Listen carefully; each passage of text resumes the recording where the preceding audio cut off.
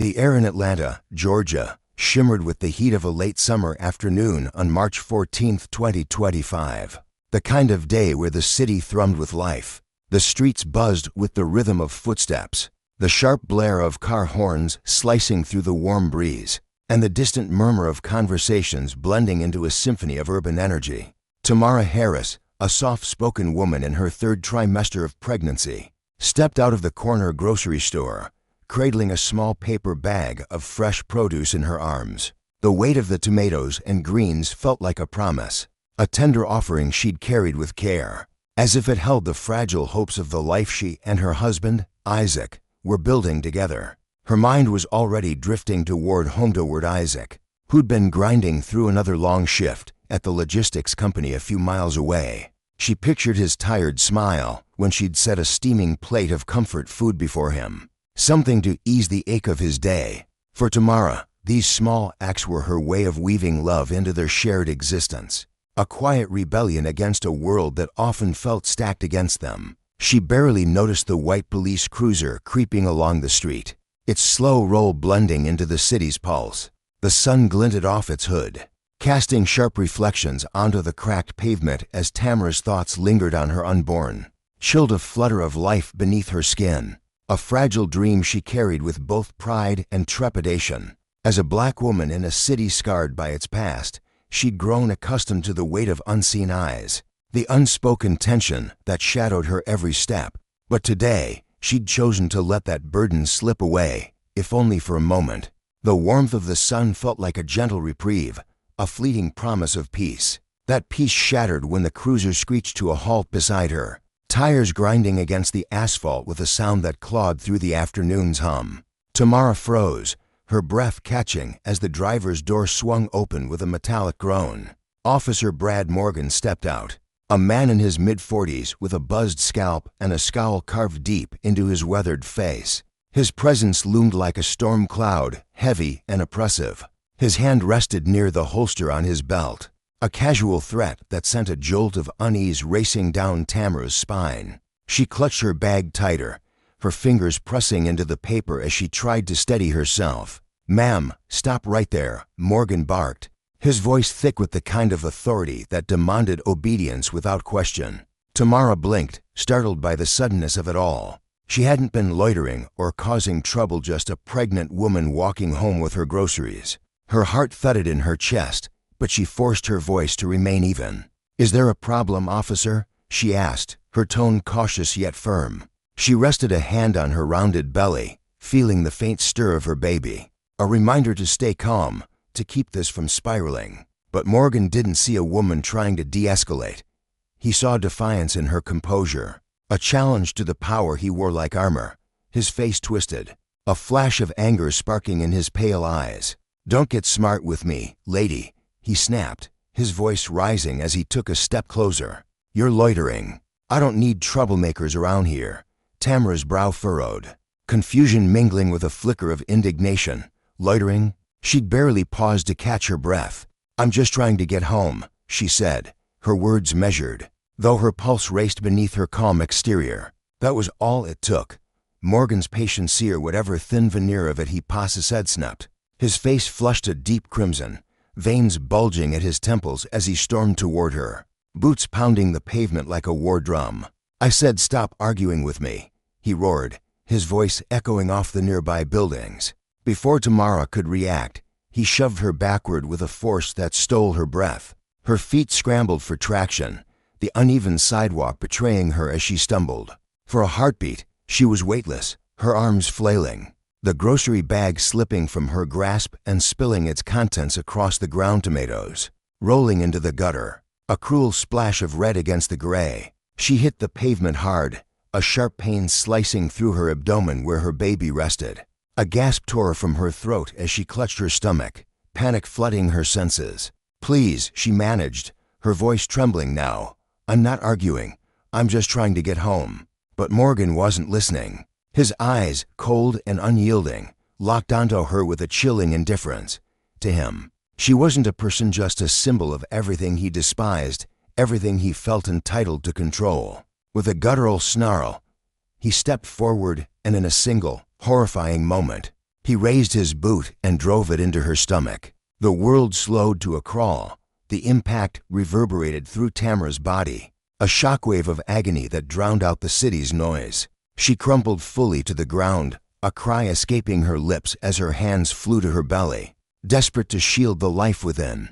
The sting of scraped skin against concrete was nothing compared to the terror clawing at her chest. Around her, the street erupted into cows bystanders gasping, their voices rising in a disjointed chorus of shock and outrage. Phones emerged from pockets, shaky hands recording the scene as shouts pierced the air. "What the hell are you doing?" one man yelled, his voice raw with disbelief. "She's pregnant, you bastard," a woman screamed, her words trembling with fury.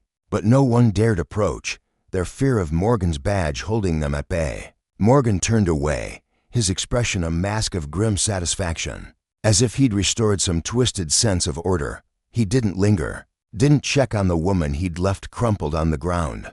To him, the job was done. He climbed back into his cruiser, the engine growling to life as he peeled away, leaving Tamara amidst the scattered groceries and a growing crowd of stunned onlookers. "Someone call 911, she's hurt," a young woman shouted, her voice breaking as she fumbled with her phone. Another bystander, an older man with graying hair and a weathered face, knelt a few feet away, his hands trembling as he watched Tamara struggle to sit up. "Hang on, honey," he said softly, his eyes glistening with unshed tears. "Help's coming." Tamara barely heard them.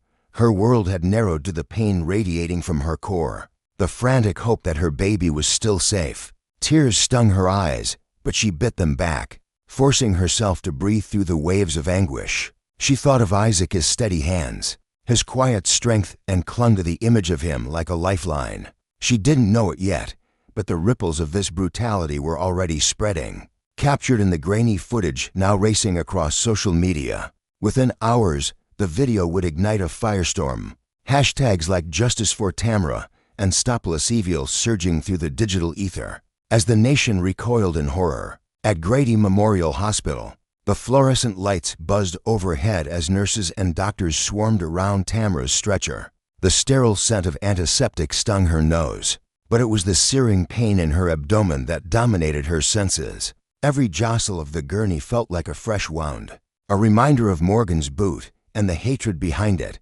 Yet through the haze of fear and agony, her mind clung to one thought, her child. She whispered silent prayers, her lips moving faintly as the medical team worked to stabilize her and the fragile life she carried.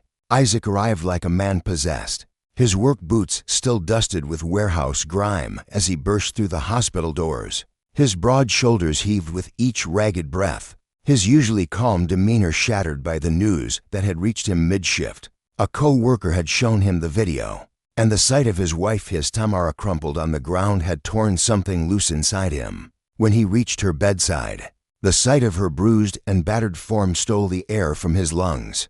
"Tamara, baby, are you okay?" His voice cracked, a raw edge of desperation breaking through as he sank to his knees beside her. His trembling hands found hers, gripping them as if letting go might unravel him completely. "I'm fine," she whispered, her voice frail but steady, a lifeline for them both. Then, softer, "Isaac, he kicked me." The words hung heavy, slicing through the sterile air like a blade. Isaac's body went rigid, his jaw clenching so tight his teeth ached. For a moment, rage blazed in his dark eyes, a wildfire threatening to consume him. He stood, pacing the cramped room, his fists balled as he wrestled with the urge to hunt Morgan down and make him feel every ounce of the pain he'd inflicted. The hospital walls seemed to close in, the beep of monitors and the murmur of nurses fading beneath the roar of his fury. But then he stopped. He turned back to Tamara, her face pale yet resolute despite the ordeal, and something shifted within him. This wasn't just about vengeance, it was bigger than that. It was about justice, about dismantling the corrupt system that had allowed this to happen. Morgan's badge wasn't a shield, it was a weapon, wielded with impunity against those he deemed beneath him. Isaac saw it now, the lesson etched in Tamara's bruises. In the fragility of their unborn child's life, power unchecked was a poison, and the consequences of its abuse demanded a reckoning. "We're going to make him pay," Isaac said, his voice low and steady, a vow carved in stone. He wasn't a man given to grand displays, but the quiet resolve in his tone carried a weight that filled the room.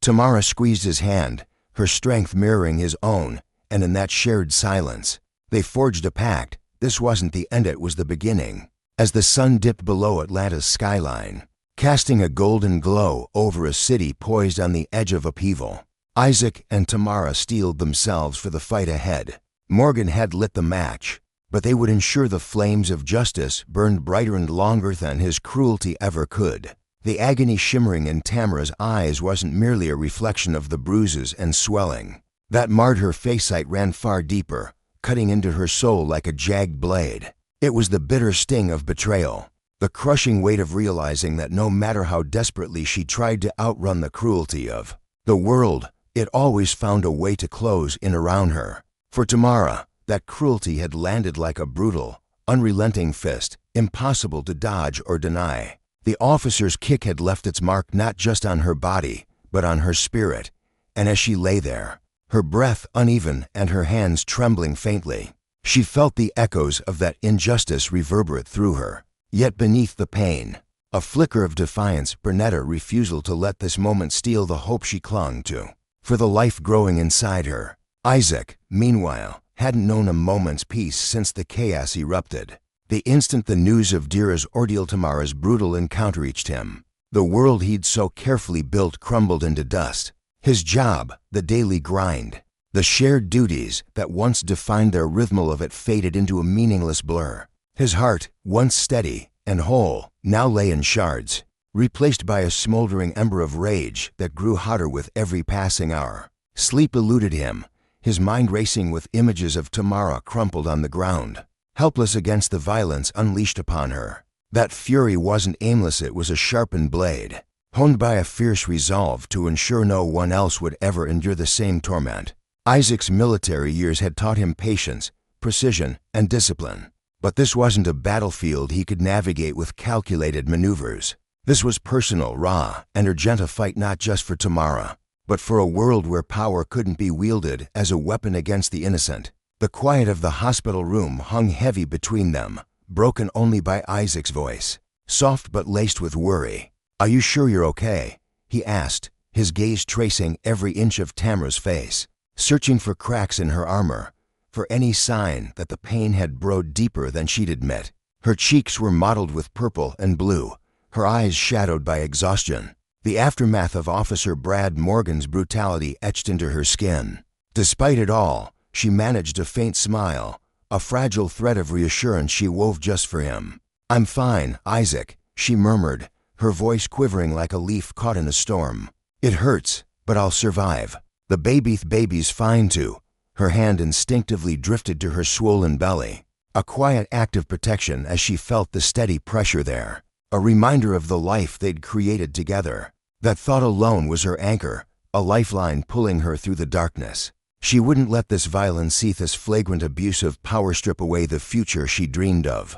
Isaac drew in a slow, deliberate breath, his jaw clenching as the reality of her words settled over him like a leaden shroud. The image of Tamara, pregnant and vulnerable, struck down by a man who'd sworn to uphold the law, gnawed at him, a wound that refused to heal. He couldn't simply let it fade into the background noise of their lives. He couldn't allow her to return to a world where such atrocities were shrugged off as routine. His years in the military had exposed him to countless injustice, faceless enemies, broken systems, but this was different. This was his wife, his unborn child, his family. The fire in his chest roared louder, fueled by a vow he made to himself in that moment. Officer Brad Morgan wouldn't walk away unscathed. "I'm going to make sure this doesn't just disappear," Isaac said, his voice a low, steady rumble, unshaken by doubt. "This has to be bigger than us. Tomorrow, we make sure everyone knows and we make sure he pays." Tamara didn't answer right away. Her eyes drifted to the sterile white walls of the room, her mind replaying their late-night talks about the world they wanted to reshape, a world where fairness wasn't a fleeting dream but a tangible reality. She'd always admired Isaac's composure, the way he approached life with the same meticulous care he'd once applied to his missions. But now, she saw something else in him, a spark of something untamed, a righteous anger that refused to be contained.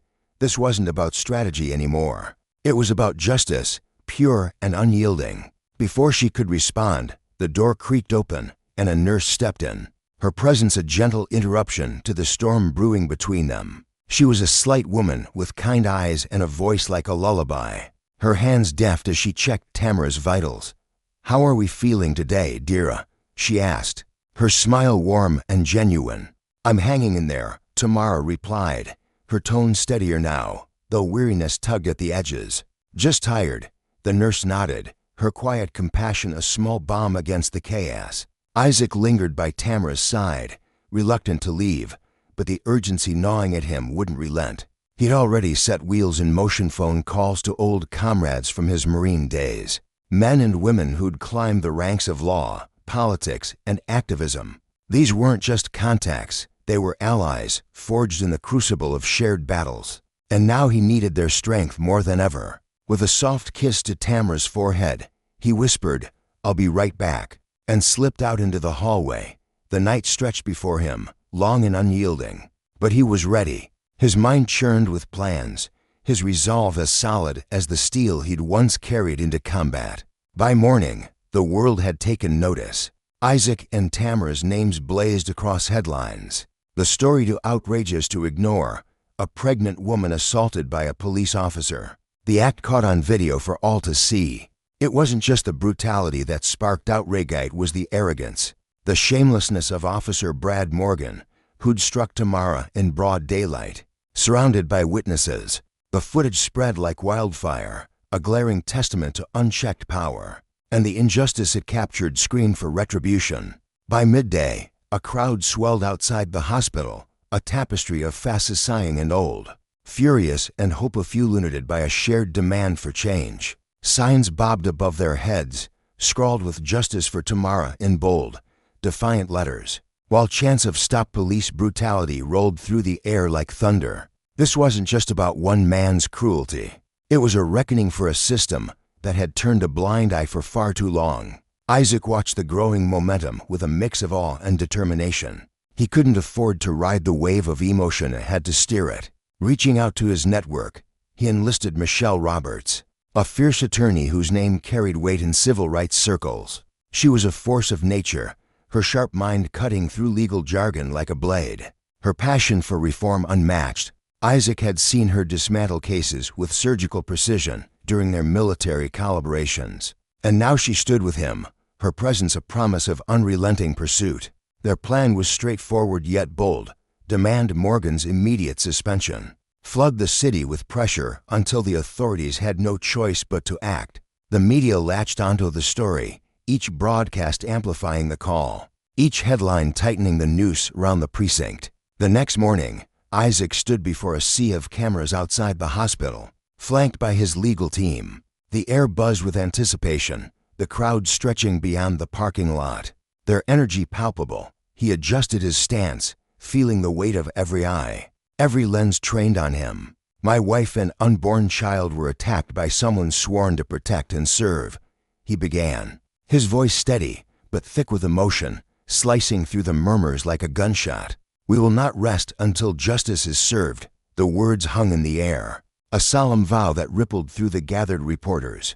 He saw it in their faces, the dawning realization that this wasn't just a fleeting scandal. This was a rallying cry, a demand to uproot a rotting system. Across Atlanta, the spark ignited a blaze. Protests erupted, converging on the local precinct where Morgan had once strutted with impunity. People stood shoulder to shoulder, their signs aloft, their voices a chorus of outrage and resolve.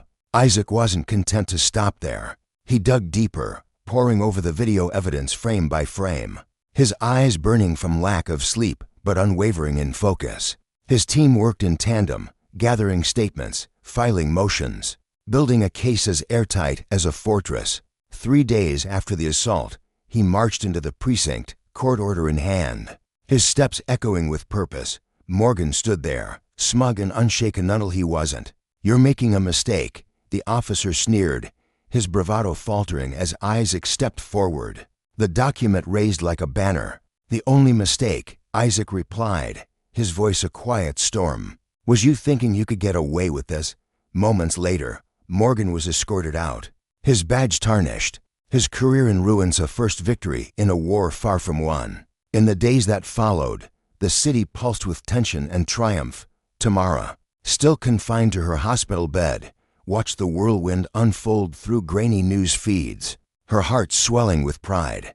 Isaac wasn't just chasing justice, he was forging it, step by painstaking step. The calm man she'd always known now burned with a quiet ferocity, a force she knew would never fade. But beneath his drive, she saw the toll it took. Every glance at her bruised form stoked the anger he carried, a burden he bore alongside her pain. That night, alone in his car outside the hospital, Isaac gripped the steering wheel until his knuckles whitened, the weight of it all pressing down. Justice wasn't just a lesson he reached, was a mirror, reflecting the cost of power abused, and a warning that the fight to right it would demand everything they had. Isaac's mind churned like a storm, thoughts tumbling over one another as he pieced together the next moves in a battle that felt both impossibly vast and deeply personal. He stood by the window of their modest apartment, the city lights sprawling before him like a restless sea of flickering hope. Below, Atlanta hummed with life, oblivious to the weight pressing against his chest. His legal team, sharp, relentless, and fueled by a shared hunger for justice, had already thrown themselves into the fray. They sifted through mountains of evidence with meticulous care, interviewed witnesses whose voices trembled with outrage or fear, and drafted a lawsuit that aimed to cut deeper than any single courtroom victory could. Every step Isaac took now was a tightrope walk, one miscalculation, one hasty choice, and the fragile structure of their fight could collapse into dust.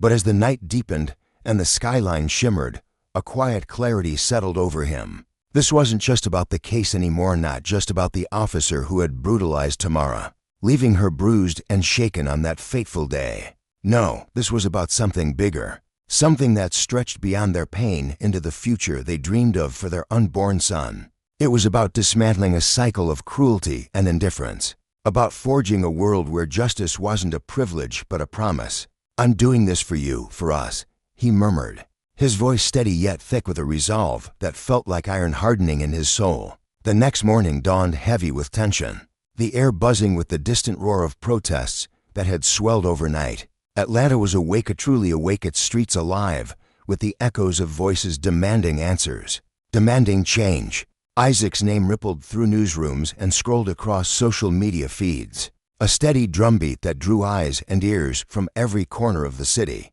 People weren't just talking about the incident anymore. They were questioning the unseen machinery behind its culture festering within the Atlanta Police Department, the unwritten codes that let men like Officer Brad Morgan wield power without restraint. What had started as a single spark of outrage had ignited into something untamed, a movement that refused to be contained. Isaac felt the shift deep in his bones. He wasn't just fighting for tomorrow now. He was a voice for a community that had been stifled too long, their stories buried beneath layers of silence and fear. Outside the police precinct, the protests grew louder, a swelling tide of bodies and banners that stretched far beyond Tamara's name. They carried the weight of every soul who'd ever tasted the bitter edge of police misconduct, every heart scarred by the sting of racial injustice. Isaac knew words alone wouldn't be enough anymore. He had to dig deeper, push harder, keep the fire burning so it wouldn't flicker out like so many causes before it. So he dove into the work, laboring alongside his legal team through sleepless nights, crafting a case that wouldn't just target Morgan, but would peel back the skin of a broken system, exposing its rot to the world. His first call that day was to Michelle Roberts, a civil rights lawyer whose fierce intellect and unyielding spirit had become their lifeline. Michelle had been there from the start, a steady hand guiding them through the chaos, connecting Isaac with allies who could turn their raw pain into an unshakable case. When her voice crackled through the phone, it carried an urgency that mirrored his own. "We're getting closer, Isaac," she said, her tone sharp with determination. The video footage, it's damning, powerful enough to make anyone sit up and listen. But it's not enough on its own. We need more. We have to show this isn't just one bad apple. It's a pattern, a sickness that climbs all the way up the chain. Isaac nodded, though she couldn't see it, his jaw tightening as he paced the room. She was right, they couldn't let Morgan be dismissed as a lone rogue. They needed evidence that the system itself was fractured, that it shielded men like him, nurtured their arrogance, and turned a blind eye to their crimes. This wasn't just a fight for retribution, it was a reckoning, a chance to force real, lasting change. That evening, he sat beside Tamara in their dimly lit living room, her hand warm and fragile in his. The TV flickered with news coverage that had erupted like wildfire. Their faces, plastered across screens, their stories spilling from the mouths of community leaders, activists, and ordinary folks who'd found courage in their stand. The grainy footage of Tamara being kicked replayed endlessly, each frame a gut punch that fueled public fury. People were angry, and for once, they weren't backing down. But Isaac felt the weight of that spotlight, the risk of their fight becoming a fleeting headline, a circus instead of a cause. He turned to Tamara, her eyes shadowed with exhaustion, but glinting with a quiet strength that anchored him. "You need to rest," he said softly, brushing his thumb across her knuckles. "You've been through hell already. Let me carry this for a while." She squeezed his hand, her grip firm despite her weariness. "I'm not afraid anymore, Isaac," she replied, her voice steady, resolute. "Whatever comes next, we face it together." His heart swelled as he looked at her. Tamara, the rock of their family, the one who'd always held them steady when the world tilted. She was more than a victim in this. She was his partner, his fire. Together, they'd see this through, no matter how steep the road ahead. The days that followed blurred into a whirlwind of motion meetings with the legal team, poring over documents until his eyes burned, plotting strategies for the looming clash with the Atlanta Police Department. Officer Morgan would soon be served papers, a legal thunderclap that would signal the true war's beginning. Isaac didn't flinch at the thought of staring down an entire institution. He'd faced worse odds in his past, battles etched in sweat and grit, but this was different. This wasn't about tactics or brute force. It was about standing tall for his wife, his son, his people, for a future where no one else would endure Tamara's pain. He was ready. The waiting was over. The time to strike had come. A week had passed since that shattering moment, when everything changed. When Tamara's cries had pierced the air, and Isaac's world had tilted on its axis. The protests in Atlanta had grown into a living force, their chants for justice reverberating through concrete canyons, reaching every ear willing to hear. Isaac had become a beacon in the storm, his calm resolve and unshakable leadership drawing gazes from all sides. It wasn't just his words that struck a chord, it was the raw, undeniable truth of what had happened, a truth that laid bare the cost of unchecked power. The moment he'd stepped into the precinct and locked eyes with Brad Morgan, something had shifted. Morgan, with his smug sneer and casual brutality, wasn't just a man. He was a symbol of a deeper sickness, a system that thrived on silence and impunity. Isaac's legal team worked like machines possessed, unearthing every scrap of evidence, every whisper of corruption, building a lawsuit that would hold not just Morgan, but the entire department to account. Yet Isaac knew the courtroom alone wouldn't heal the wound. Real change demanded more. It demanded the people, their voices, their unrelenting pressure. So he gathered his allies in a cramped conference room, the air thick with purpose. Michelle was there, her eyes blazing with the same fire that drove him. Clara, an activist whose quiet strength belied her ferocity, sat beside a handful of others who'd marched the streets since day one. "We can't let this fade," Isaac said, his voice low but carrying a heat that filled the room. "People are listening now, but we've got to keep the pressure on. This can't just be another story that burns out in a week. We have to make it bigger, louder, unavoidable." Michelle leaned forward, her hands clasped tightly. "You're right. The momentum's here, but it's fragile. We need to keep this in front of everyone, every camera, every microphone noodle. They have no choice but to act." Clara's voice cut through necks, soft but piercing. "The crowds are with us, Isaac, but it's not just about the protests. We need to reach the ones who've ignored this too long, the ones who think it doesn't touch them. We've got to shove this into the light until no one can look away." Isaac nodded, his mind racing. They were right. Public outrage was their weapon, a force to bend the will of those in power. But how far would they go? Were they ready to risk it all to your safety, their peace to topple a giant? "We need to be seen," He continued, his tone unwavering. This isn't just about Tamara anymore. It's about every mother terrified for her kid. Every person who's felt the system's boot on their neck. We're not just after justice, we're after a new world. The room fell silent, his words sinking in like stones into still water. Then Clara smiled faintly, a spark of defiance in her eyes. We've got the people, Isaac. Let's make sure Morgan and every coward hiding behind him knows we're not stopping. The days that followed were a relentless blur of Sock's face on TV screens, his voice crackling through radio waves, his presence steadying the crowds at rallies. He'd become the movement's heart, though he'd never sought the role. Every word he spoke was for Tamara, for their child, for the countless others who'd suffered under the hands meant to serve them. In the hospital, Tamara watched it all unfold, her body still mending, but her spirit unbroken. The spotlight had never been her place, yet pride bloomed in her chest as she saw Isaac stand tall amid the chaos. His strength wasn't just for her, it was for their son, for a future where justice wasn't a distant dream, but a reality they could touch. I'm proud of you, she whispered one night as he sat by her bedside, her voice a soft thread weaving through the darkness. You're doing what's right.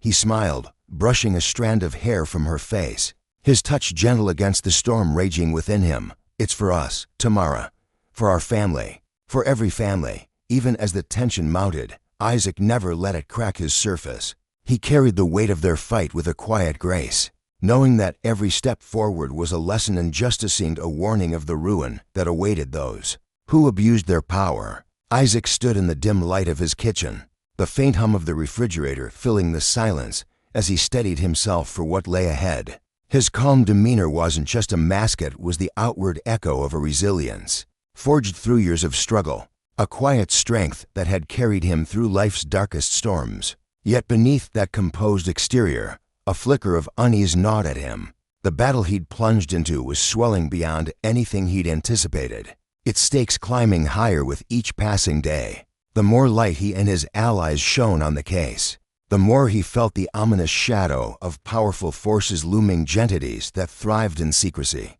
and would stop at nothing to smother the truth. He'd already glimpsed their resistance, the sidelong glances from certain police officers, the curt dismissals from department higher-ups who seemed more interested in protecting their own than upholding justice. Their pushback only steeled his resolve. Isaac wasn't the type to retreat now, not ever. One crisp afternoon, as he strode purposefully toward yet another press conference, his phone buzzed in his pocket, jolting him from his thoughts. He fished it out, glancing at the screen. Michelle Roberts. Her name alone sent a ripple of anticipation through him. When he answered, her voice crackled with urgency, each word laced with a tension that made his pulse quicken. Isaac, I've got something for you, she said, her tone sharp and insistent. We've uncovered something massive, something that's going to turn this whole thing upside down. His heart thudded against his ribcage, a wild rhythm of hope and dread. What is it? He pressed, gripping the phone tighter. Michelle's response came swift and heavy. More evidence of misconduct buried deep in the department records, testimonies, incidents stretching back years, long before Officer Morgan ever wore a badge. This isn't just about him, Isaac. It's a rotting culture of corruption that's been festering all the way to the top. A surge of adrenaline flooded his veins, electrifying his senses. Send it to me, he said, his voice firm despite the storm brewing within. We're taking this public. No. Michelle's reply was steady, but he could hear the gravity trembling beneath her words. This could be it. Isaac's turning point. We've got proof that this is bigger than one man. We've got the ammunition to expose the whole damn system. That night, the press conference unfolded under a blaze of flashing cameras and a sea of expectant faces. Isaac stepped up to the podium, the weight of the moment pressing against his chest. The room buzzed with restless energy, reporters poised like hawks, their lenses trained on him. He took a breath, his voice emerging calm yet resonant, carrying a determination that silenced the murmurs. For the past week, we've been fighting for justice for my wife, Tamara, and our unborn child. He began, his words deliberate, each one landing like a stone in still water. But what we've uncovered reaches far beyond our personal tragedy. It strikes at the core of a broken system that shielded men like Officer Brad Morgan, letting them wield power without consequence. He paused, letting the crowd feel the weight of his accusation. The air grew thick with anticipation. Every eye locked on him, waiting for the revelation that would shift the ground beneath their feet. "We've unearthed evidence of rampant corruption within the Atlanta Police Department," he continued, his tone unwavering. "This isn't just one rogue cop, it's a culture that cradles those who abuse their authority. And tonight, we're saying enough is enough." The room erupted, a chaotic symphony of gasps, whispers, and shouted questions. Isaac's declaration hung there, heavy and unyielding, a spark igniting something far greater than himself or his case. This wasn't just a statement, it was a rallying cry, a demand for accountability that rippled beyond the walls of that crowded room. The cameras kept rolling, capturing every second as the media frenzy took flight. Isaac stood firm, his face a portrait of resolve, but inside, his nerves thrummed with tension. He knew this was the pivot point, fragile moment where their efforts could either collapse under the weight of opposition or bloom into a force too big to silence. Challenging a system that had shielded men like Morgan for decades wouldn't come cheap. The consequences loomed large, not just from the rank-and-file officers glaring from the shadows, but from the unseen hands of power brokers who'd do anything to keep their secrets buried. Yet Isaac's resolve didn't waver. He'd seen to Muktamara's pain. The department's Listo turned back now. In her hospital room, Tamara watched the broadcast unfold on a flickering TV screen, her body still frail from the assault that had sparked this crusade. Her chest swelled with a tangled knot of emotions. Pride surged first, fierce and bright, as she watched Isaac stand tall, his voice cutting through the noise with a clarity that made her heart ache. But fear crept in behind it, cold and insidious. What would this cost them? What dangers lurked in the wake of such boldness? And yet, threading through it all was a deep, unshakable gratitude. Isaac wasn't just fighting for her or their child. He was fighting for every soul the system had crushed under its heel. She'd never dreamed their private anguish would swell into a cause this vast, this vital. But fear didn't rule her. With Isaac by her side, she felt a quiet courage bloom. Together, they could face the storm. Days bled into one another, and the story exploded beyond Atlanta's borders. Tamara's assault and Isaac's relentless pursuit of justice gripped the nation. Protests swelled in the streets, voices rising in chorus against a police force that had betrayed its oath. News outlets churned out updates hourly, each revelation stoking the public's outrage. For Isaac, though, this was merely the opening act. He met tirelessly with his legal team, poring over documents in a cramped office strewn with coffee cups and case files. The lawsuit against Officer Morgan barreled forward, but Isaac's sights were set higher. Winning in court wouldn't dismantle the machinery of corruption, it would take a reckoning. That reached the department's highest ranks. The fight would be grueling, a marathon of wits and wills. But Isaac's determination burned brighter with every obstacle. One morning, as he sat at his kitchen table sketching out strategies, the phone shattered his focus. Michelle's voice burst through, urgent yet controlled. "It's time, Isaac. We've got the court order." His heart lurched. "You mean it's happening?" he asked, already rising to his feet. "Yes," she replied, her words clipped with purpose. "We've got everything we need to suspend Morgan effective immediately. But you need to get to the precinct now." Isaac didn't pause to think. He grabbed his keys and bolted for the door, his mind racing as he imagined the confrontation ahead. Morgan wouldn't go quiet. Lesac knew that much. The officer's arrogance would flare, his resistance would be fierce. But the evidence was a steel trap. Morgan had broken the law, and Isaac was determined to see him face the fallout. The drive to the precinct was a blur, his hands clamped tight around the steering wheel, knuckles paling with the strain. This wasn't just about a piece of paper or a legal win, it was about staring Morgan down, stripping away the shield he'd hidden behind for too long. Justice wasn't abstract here, it was personal, visceral. When Isaac arrived, the precinct buzzed with a brittle tension. Officers milled about, their faces carved with suspicion, their postures rigid. They weren't just protecting Morgan, they were guarding a way of life, a brotherhood built on silence and impunity. Isaac stepped inside, flanked by Michelle and their legal team. The court order clutched like a weapon. Morgan hadn't arrived yet, but the air crackled with the promise of his presence. Isaac caught the wary glances of the other officers. Some avoided his gaze. Others stared with thinly veiled hostility. He saw the fear flickering in their eyes, the dread that their own sins might soon be laid bare. Then the door swung open, and there he was, Officer Brad Morgan, his broad frame filling the threshold, his face twisted with disbelief, a storm of shock and fury brewing behind his eyes. Word of the court order had reached him, but seeing Isaac there, standing resolute, seemed to rattle him. For a moment, his usual swagger faltered, a crack in the armor of his bravado. Isaac held his ground, his gaze locking with Morgan's, unyielding and fierce. The officer squared his shoulders, stepping forward with a sneer. "You're making a big mistake," he growled, his voice low and venomous. "You don't know what you're messing with." Isaac didn't flinch. His response came steady and sharp, cutting through Morgan's bluster like a blade. "The only mistake, Morgan, was yours thinking you could keep this buried forever." As internal affairs officers moved in to escort Morgan out, a wave of satisfaction crashed over Isaac. This was more than a suspension, it was a signal flare, a declaration that the community wouldn't tolerate abuse any longer. Morgan's exit was a spectacle, his head bowed slightly, his steps reluctant, the weight of his downfall sinking in. But Isaac's triumph was tempered by a sobering truth. This wasn't the end, it was the first crack in a dam.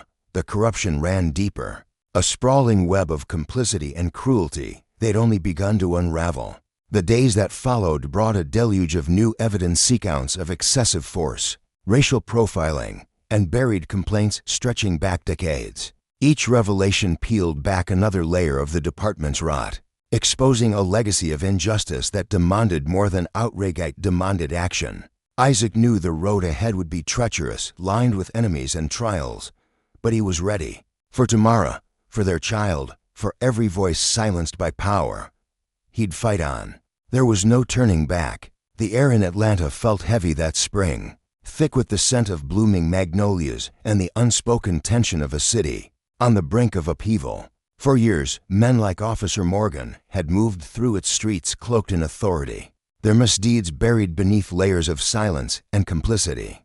But now, the shadows they'd hidden in were crumbling, and Isaac stood at the heart of it all, a man whose life had been irrevocably altered by their arrogance. His phone buzzed incessantly on the scratch wooden table of his modest apartment, a relentless chorus of ringing that drowned out the hum of the world outside. News anchors pleaded for his voice on their broadcasts, activists begged for his name to bolster their cause, and community elders called with trembling gratitude, their words heavy with years of suppressed hope. Yet Isaac barely registered the noise. His dark eyes, shadowed with exhaustion, remained fixed on a single photograph, a grainy ultrasound image of the child he'd nearly lost, a fragile promise of life that fueled his every step. This fight wasn't about fame or accolades. It was about Tamara, lying pale and resolute in her hospital bed.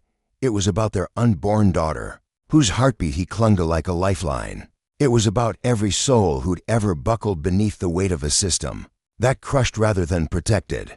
The days since the court order had descended like a storm, chaotic and unyielding. Officer Morgan's suspension had ripped through the city like lightning, illuminating truths long obscured.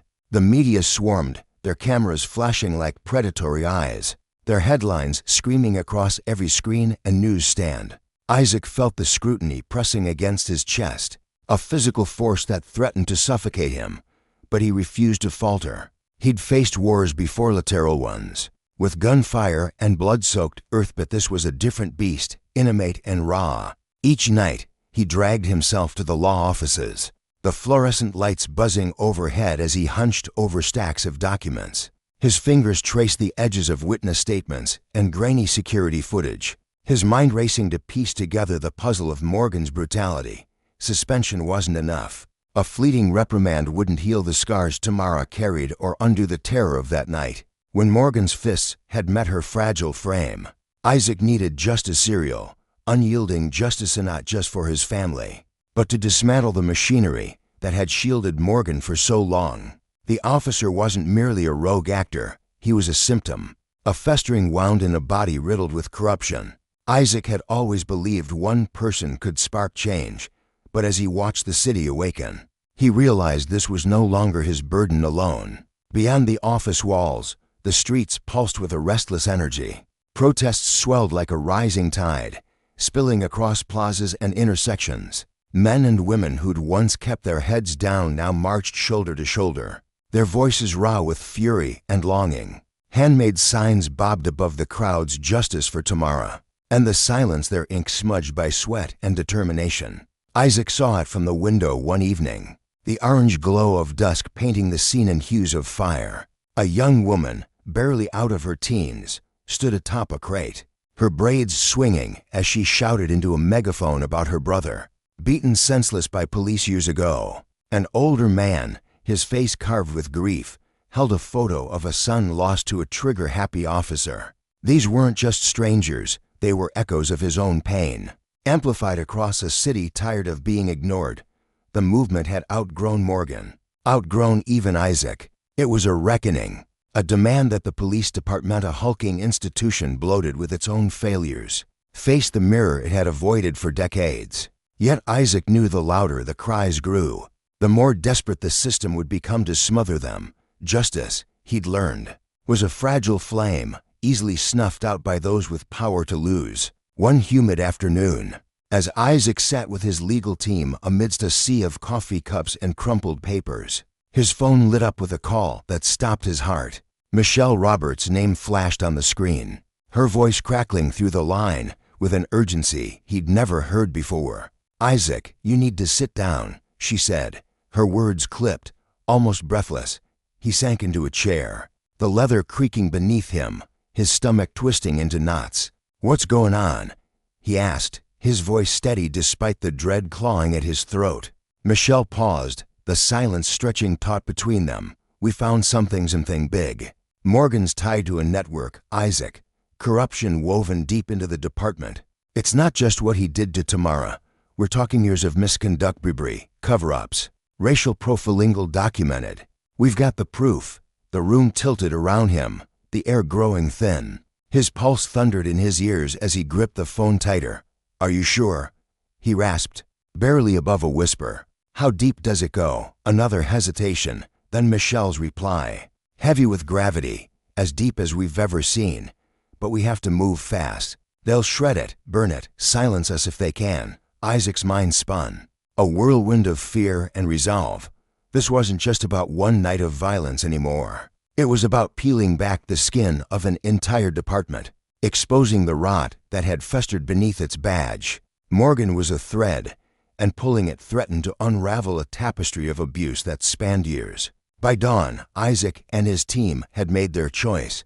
They'd go public, no hesitation, no half measures. The press conference unfolded under a sky bruised with clouds, the courthouse steps swarming with reporters whose cameras glinted like steel. Isaac stood tall, his broad shoulders squared, his face a mask of calm that belied the storm raging within. His heart slammed against his ribs as he stepped to the podium, the murmur of the crowd fading into a distant hum. "For weeks, we've fought for justice for my wife, for my child," he began, his voice cutting through the tension like a blade. His gaze swept over the sea of faces, some skeptical, others hungry for a story. "But today, that fight grows. We've uncovered a network of corruption in the Atlanta Police Department system that's let officers like Morgan run free, unchecked. Excessive force, bribery, racial profiling, it's all there, and it's been there for years. This isn't just about one man. It's about an institution that's failed us all." He paused, letting the weight of his words settle. The silence was deafening, a collective intake of breath from a city teetering on the edge. "We won't stop," he pressed on, his tone hardening. "Not until every officer involved answers for this. It's time for change now. Across this country, the truth is out, and we won't be silenced." The room exploded, a cacophony of shouted questions and flashing lights. Reporters surged forward, their voices tangling in a frantic bid for more. Isaac stood firm, unshaken, a lighthouse in the chaos. As he stepped away that afternoon, his phone vibrated endlessly, texts from allies, calls from strangers, a flood of support and scrutiny that threatened to drown him. He slid into his car, the leather cool against his skin, and gripped the wheel until his knuckles whitened.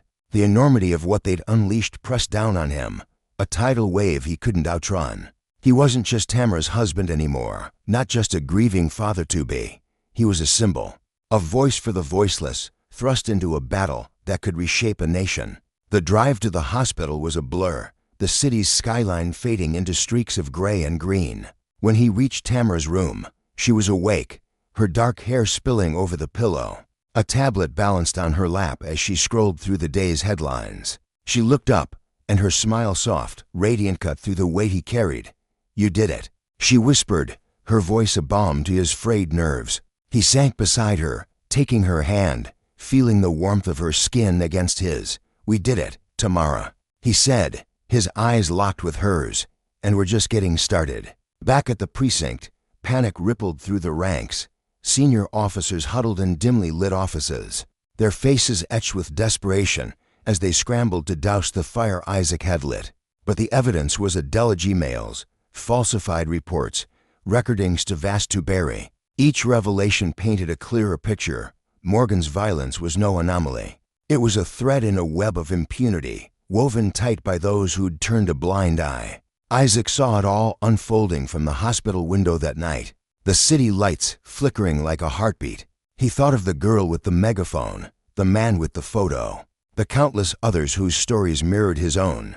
This fight wasn't just about punishment, it was about breaking a cycle, about ensuring no family would ever feel the terror he and Tamara had endured. The trial loomed like a thunderhead, its shadow stretching across the days ahead. Isaac stood on the courthouse steps once more, the air thick with anticipation. Cameras trained on his every move. Inside, the courtroom buzzed with a tension so palpable it seemed to hum in the walls. He sat beside his lawyers, his pulse a steady drumbeat, his thoughts anchored not on the spectacle, but on Tamara, her strength, her survival, and the child they'd raise in a world they were fighting to mend.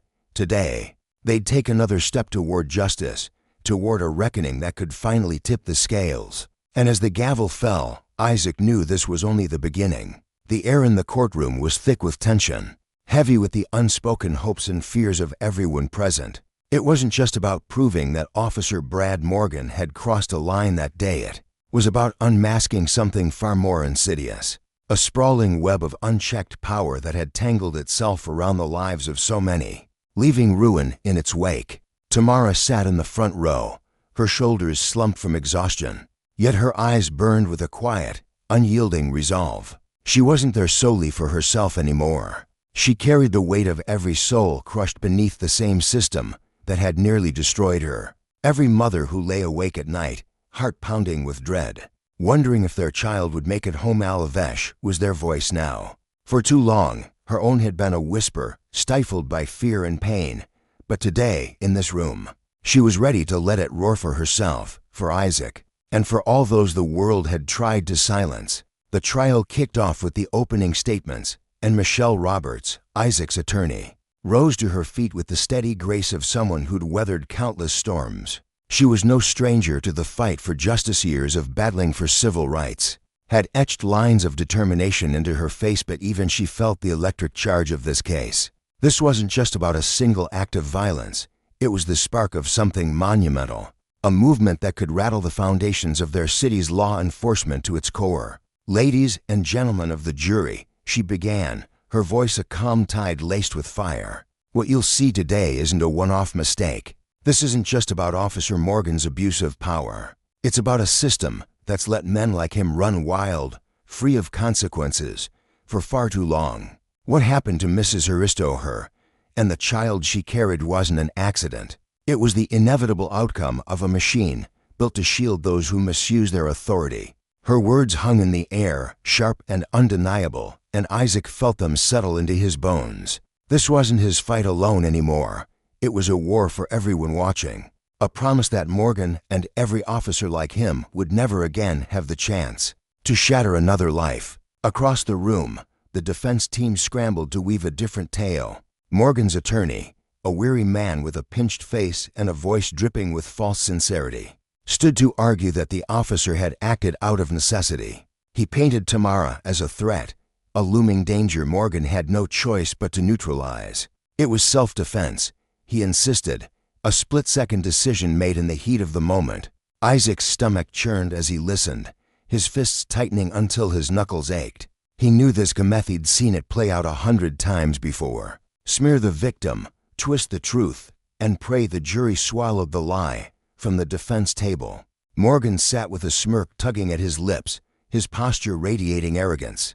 He looked like a man certain the system would cradle him once again, as it always had. But Isaac's resolve hardened like steel. He'd clawed his way too far, bled too much truth onto these floors, to let that smug bastard slip away unscathed. Then came Tamara's moment. The prosecution called her to the stand, and as she rose, a flicker of nerves danced across her face. She'd been dreading the censure of the courtroom's cold, unfeeling glare of it, with Isaac's steady gaze anchoring her from behind. Something shifted inside her, a fire kindled, fierce and unapologetic. This wasn't just about her own wounds. It was about the countless others who'd been battered by the very hands meant to protect them. She took her place, hands trembling faintly as she gripped the edge of the stand, and began to speak. At first, her voice quivered, fragile as a thread, but with every word, it grew stronger, louder, a force that filled the room. She recounted the day it happened, stepping out of the grocery store, bags swinging at her sides, the late afternoon sun warming her skin.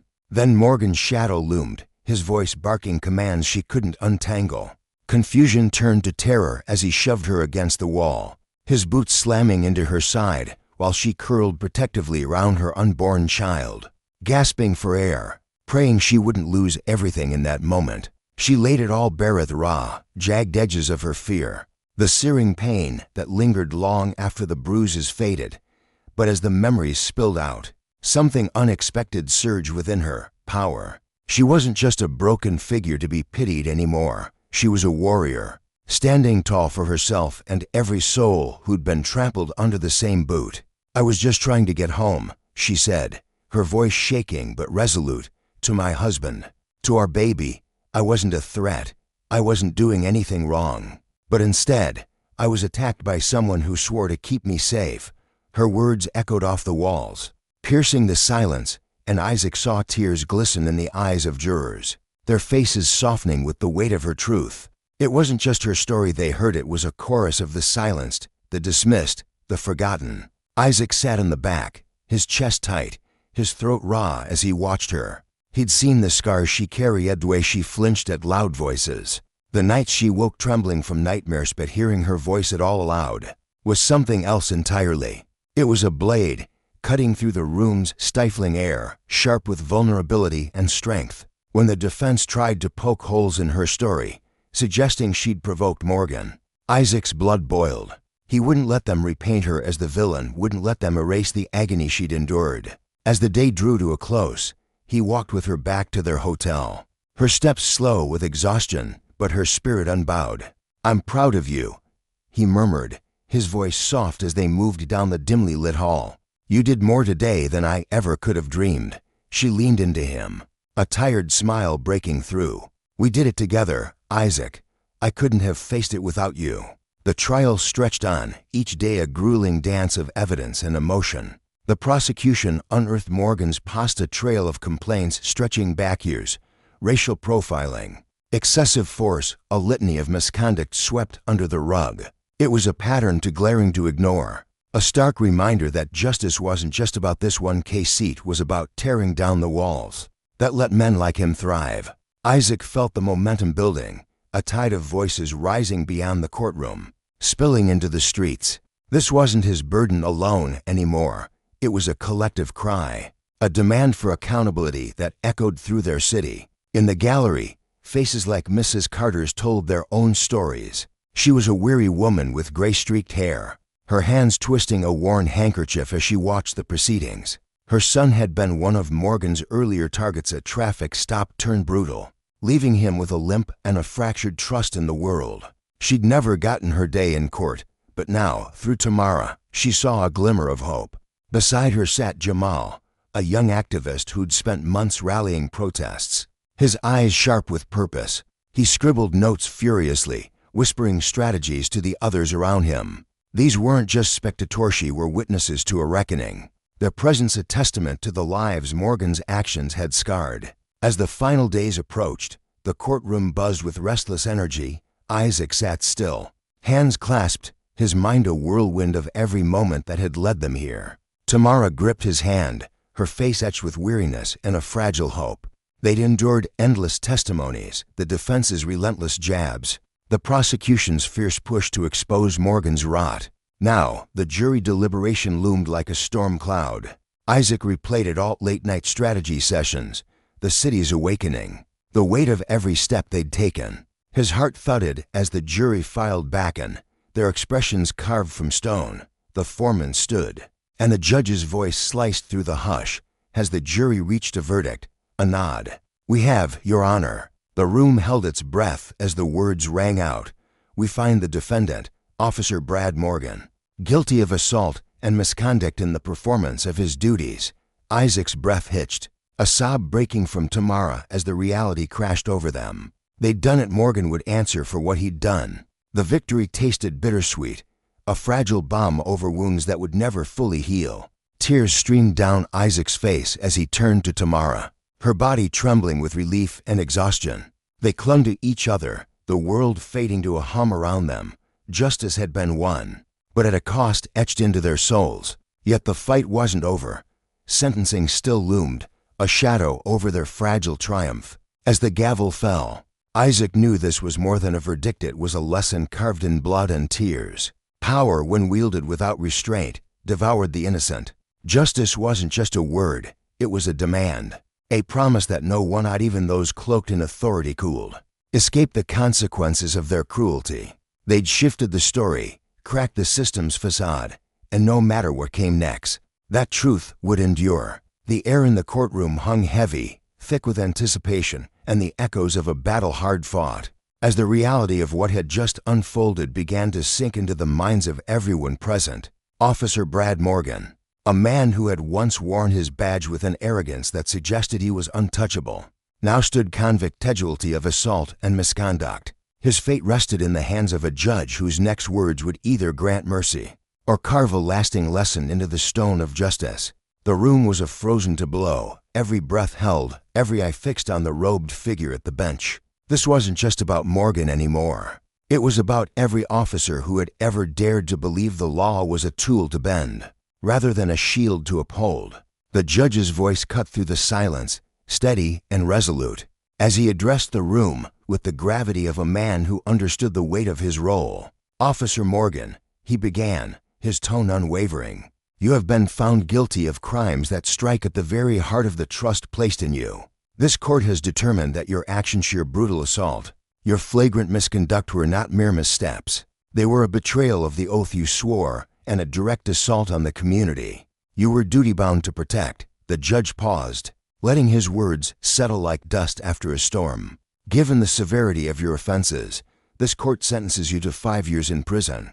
Your badge is hereby stripped from you permanently, and you will forfeit your pension and assets, which will be redirected to provide restitution for those you have harmed." In the gallery, Isaac felt the breath he'd been clutching in his chest escape in a shaky rush. 5 years. It wasn't the ultimate retribution some might have whispered. Morgan deserved a life snuffed out for the lives he'd shattered, but it was something tangible, a tether to accountability. For Isaac, that was enough. Beside him, Tamara, who had held herself together with a quiet dignity throughout the trial, finally let the dam break. Tears streamed down her cheeks as she turned to him, her face a mosaic of grief and triumph.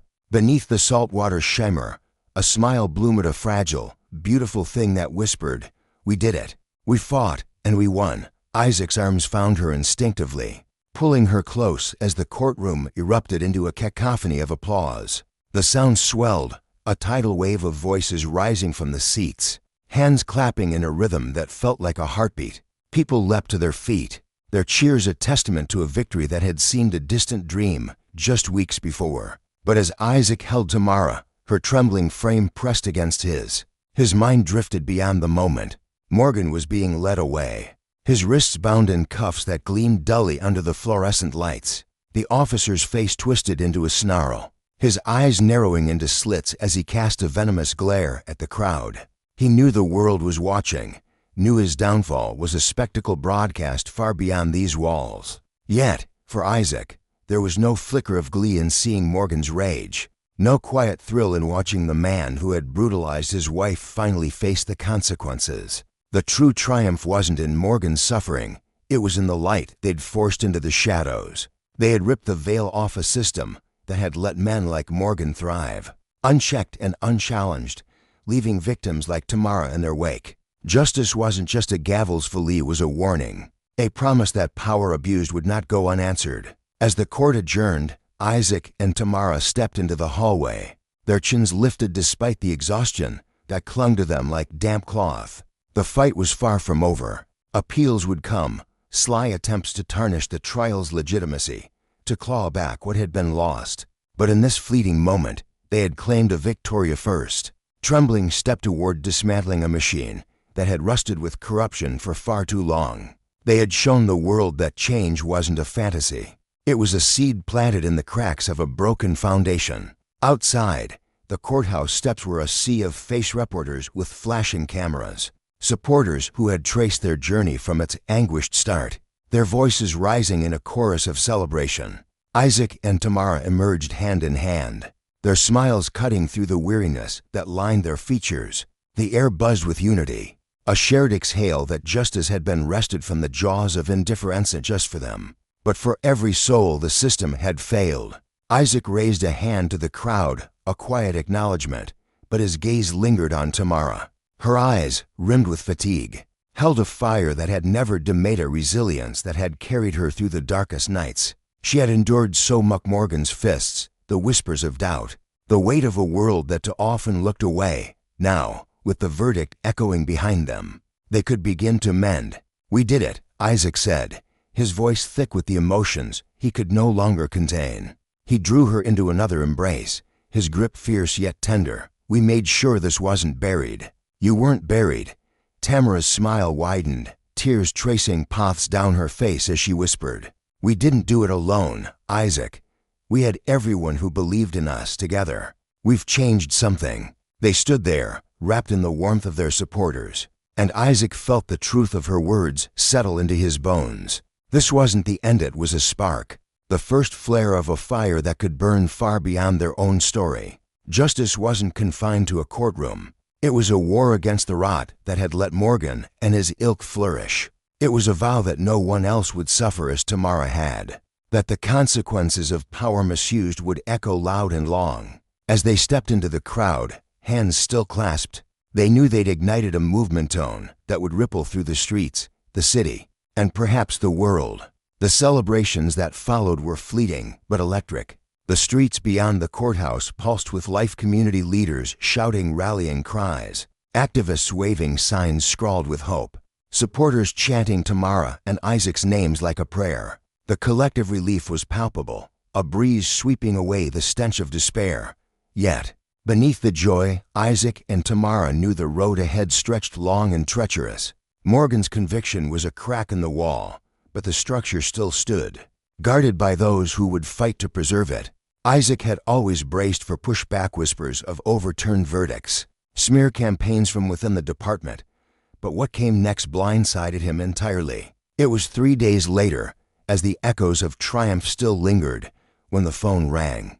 Isaac picked it up, his brow furrowing at the unfamiliar voice on the line. "Isaac, this is David Holloway. I'm with the U.S. Attorney's office. We need to talk, it's urgent." A chill prickled Isaac's spine.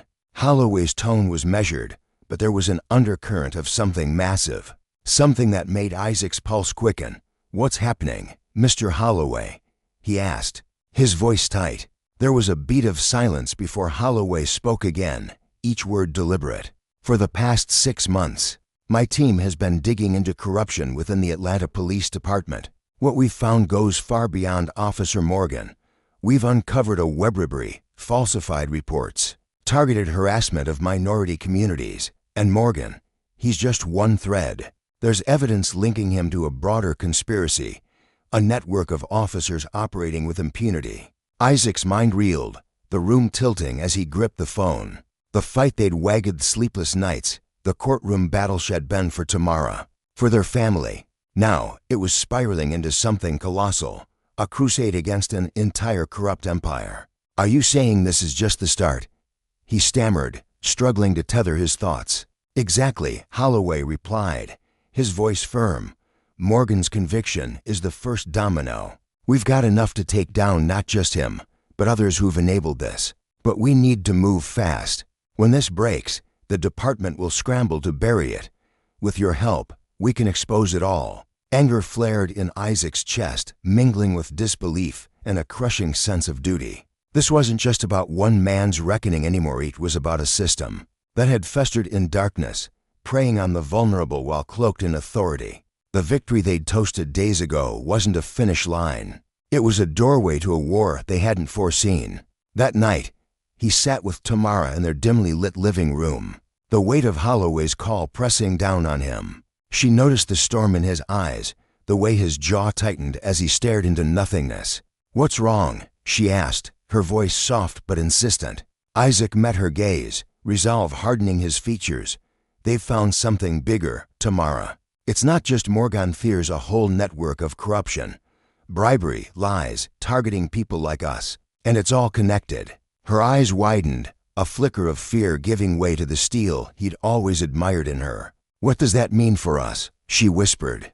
"It means we're not done," he said, his voice steady despite the chaos in his mind. "We've been fighting for you, for our justice. But now we're fighting to tear it all down, every last piece of it." Tamara leaned back, her heart pounding as the enormity of it sank in. The battle they'd won was just the opening salvo in a war for something greater, a reckoning that would shake the city to its core. And as they sat there, hands entwined, they knew the road ahead would demand everything they had left to give. The clash had begun as a deeply personal wound, a raw and intimate betrayal that struck at the very core of their lives. What started as a private struggle rooted in their own home had now swelled into a tempest of far greater meaning, a battle that reached beyond their doorstep and into the shadowed corners of a flawed world. She stood in awe of Isaac, her heart swelling with a fierce, unshakable pride as she watched him rise above the chaos. His courage wasn't just in facing the fight, it was in his refusal to settle for a single victory. He wasn't content to merely win the case that had torn their lives apart. No, Isaac burned with a determination to drag into the light those who had long thrived in darkness, pulling strings and wielding power without consequence. The days that followed blurred into a whirlwind of relentless motion. Isaac threw himself into meetings with David Holloway, a sharp-witted attorney whose quiet intensity matched the gravity of their mission, and his tight-knit team of investigators. Together, they pored over stacks of evidence, grainy photos, scribbled notes, damning recordings, each piece a thread in the tangled web of corruption they were unraveling. The air in those cramped rooms crackled with urgency as they strategized, debated, and prepared for the grueling road ahead. They weren't just building a case. They were laying the groundwork to expose a rot that had festered within the Atlanta Police Department for far too long. Every step forward felt monumental yet precarious, like walking a tightrope over a chasm. They knew the stakes: to rip the mask off a system that had shielded its own, to force the public to confront an ugly truth that could no longer be ignored. The media, hungry for a story, began circling like vultures, their headlines stoking a growing fire of scrutiny. Pressure mounted on the department, a slow squeeze that promised to crush the silence they'd clung to for years. She felt the weight of it all, unseen forces lurking just out of sight. Powerful men with cold eyes and iron grips who would do anything to bury their secrets. Fear gnawed at her, a quiet whisper in the back of her mind. But it was drowned out by a fiercer resolve. This time, the truth wouldn't be smothered. Isaac and Tamara had already clawed their way through one brutal fight and emerged victorious. Now, they stood shoulder to shoulder, steeling themselves for the next. The air shifted when David Holloway stepped before a sea of flashing cameras and microphones. His voice steady as he dropped the bombshell. Federal charges were being filed against multiple officers, including the notorious Officer Morgan. The announcement hit like a thunderclap, reverberating across the city and beyond. Newsrooms erupted, screens blazed with breaking alerts.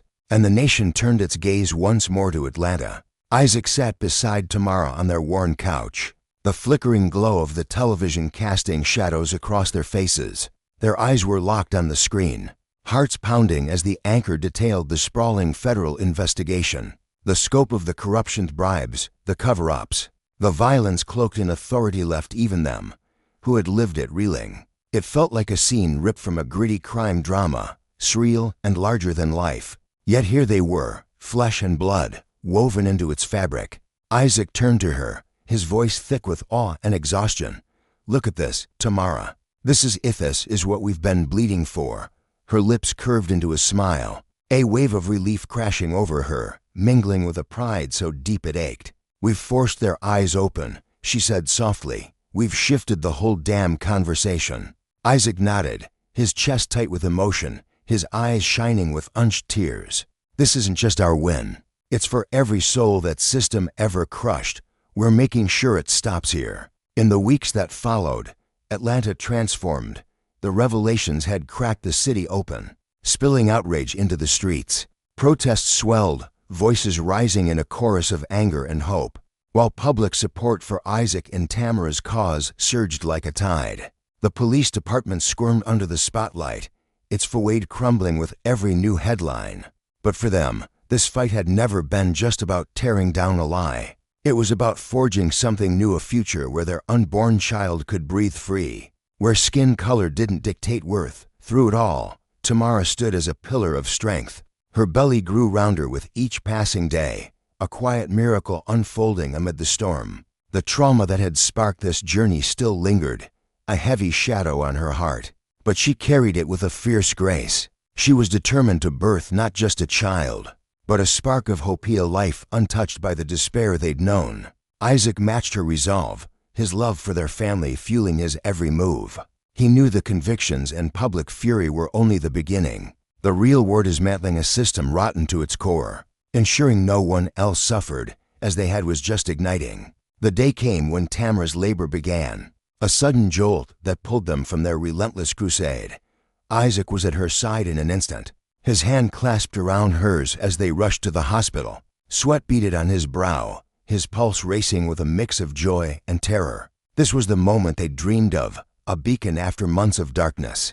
But it felt bigger than that, a culmination of every tear, every shout, every stand they'd taken. In the sterile glow of the delivery room, Tamara fought through waves of pain, her breaths ragged but determined. Isaac never wavered, his voice a steady lifeline as he whispered encouragement. "You're unstoppable, Tamara. I'm so damn proud of you." With every contraction, they drew closer to parenthood, a bond forged in struggle now blossoming in this sacred chaos. Hours stretched into an eternity, until at last, the room filled with the piercing cry of their son. Isaac's knees nearly buckled as tears streamed down his face. He cradled the tiny, squirming bundle, healthy, strong. Olivian felt the weight of their fight settle into something tangible. Looking into his son's wide, curious eyes, he knew every battle had led to this. "We did it," he choked out, placing the baby in Tamara's trembling arms. "We brought him into a better world." She gazed at their son, exhaustion giving way to a radiant peace. "His name is Justice," she whispered, her voice a vow. "He's our Justice." That birth marked a pivot, not just for them, but for the fire they'd lit. As months rolled on, their lives found a new cadence. They channeled their grief and triumph into advocacy, their voices ringing out against brutality and bias. Officer Morgan's trial dragged on, a grim spectacle. But Isaac and Tamara became more than survivors, they became symbols. They founded the Jenkins Center for Justice and Equality, a sanctuary born from their scars. It wasn't just a building, it was a promise, a hub where shattered families found solace, where reforms took root, where communities knit themselves stronger. Tamara, now a mother, turned her gaze to the silent crisis of Black maternal health. She'd felt the sting of neglect firsthand, and she poured her soul into amplifying those overlooked voices, ensuring no woman faced birth alone or unheard. Isaac stood beside her, their son Justice a living testament to their grit. A year later, at the center's grand opening, they stood hand in hand, little Justice cradled between them. The crowd buzzed with energy as Isaac spoke, his words cutting through the air like a blade. "We're here because justice isn't a dream, it's a right. Our son is our hope. But this fight is for every heart that's been broken by a system too blind to see them." Across town, in a bleak prison cell, Officer Brad Morgan sat slumped, the TV flickering with images of the center's triumph. Once, he'd worn his badge like armor, convinced it made him untouchable. Now, the cheers and speeches mocked him, a bitter echo of his fall. He'd misjudged the MESAC. Tomorrow, the peopling that misstep had cost him everything. As he stared at the concrete walls, regret gnawed at him, a relentless reminder of power abused and justice reclaimed. Isaac and Tamara pressed forward, their family a fortress against the storms ahead. Their journey taught a searing truth: justice isn't handed down, it's seized. When power twists into tyranny, it sows its own ruin. Their fight had humbled the mighty, given voice to the voiceless, and carved a path where hope could thrive. They'd built more than a legacy for justice, they'd built a world where right could prevail. Brick by stubborn brick, the sun hung heavy in the sky that Friday afternoon in Atlanta, casting a relentless golden glare over the city streets. The air shimmered with humidity, thick and suffocating. As Brianna Carter stepped out of the crowded coffee shop, her sleek navy blue suit clinging lightly to her frame. In her early 30s, Brianna carried herself with an effortless, gracious, quiet confidence that turned heads without demanding attention. Her briefcase swung gently in her hand, a polished extension of her persona. As she adjusted her posture and took a deep breath, to the casual observer, she might have been just another professional winding down after a long week. But to those who knew her, that suit was more than fabric, it was her shield, her declaration of war against a world that too often underestimated her. As a high-powered defense attorney, Brianna had just emerged from a marathon of courtroom battles, her mind still buzzing with arguments and counterpoints.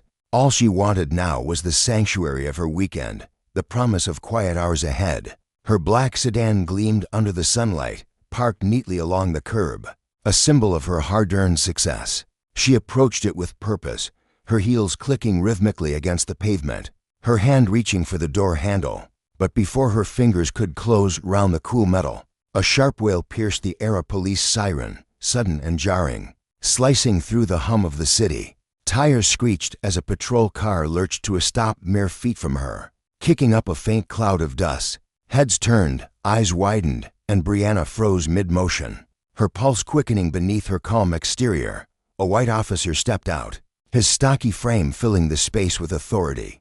Middle-aged, with a jawline sharp enough to cut glass and mirrored sunglasses that reflected the blazing sun, he moved with the swagger of someone accustomed to being obeyed. His hand lingered near his holster, a silent threat, as he barked, "Hey, you! What are you doing near that car?" Brianna's breath caught in her chest, but her face betrayed nothing. She danced this dance before and at this exact moment, but countless others where the weight of suspicion fell on her shoulders for no reason.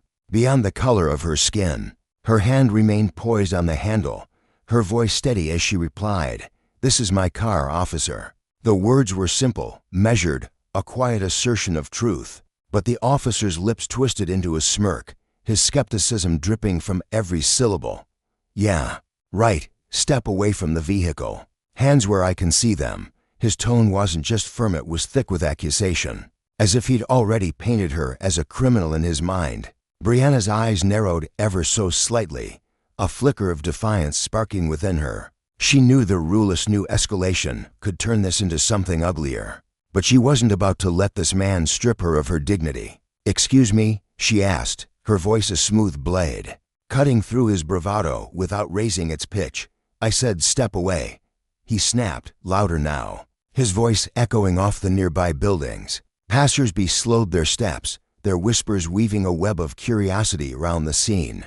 A young woman in a sundress hesitated, her iced coffee forgotten in her hand, while an older man with a gray beard lingered near a storefront, his brow furrowed. Brianna exhaled slowly, raising her hands with deliberate calm, her briefcase dangling from her left fingers like a pendulum. "Officer, I assure you, this is my car. My name is Brianna Carter. Would you like to see my ID?" She offered the lifeline of reason, her tone unwavering, but the officer's expression hardened. He wasn't listening yet, really. His hand moved to his radio, and with a voice loud enough to carry to the growing cluster of onlookers, he declared, "We've got a suspicious individual at Main and Elm. Black female, possibly attempting vehicle theft." The words hit Brianna like a slap, but she didn't flinch. Suspicious individual. Her jaw tightened, her mind racing as she repeated his phrase aloud, her voice tinged with a quiet challenge. "Suspicious? And what exactly makes me suspicious, officer?" He gestured toward her briefcase, his tone laced with mockery. "What's in the bag?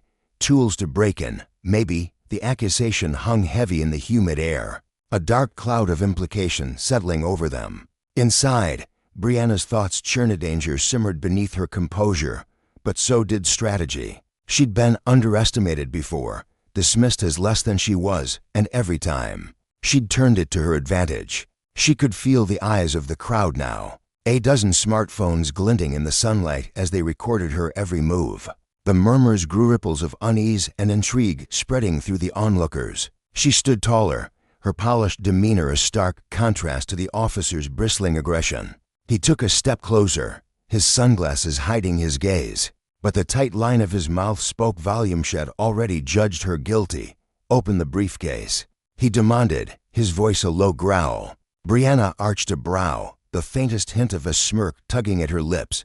"I don't think so," she replied, her words smooth as silk. "You don't have a warrant, and I have nothing to prove to you."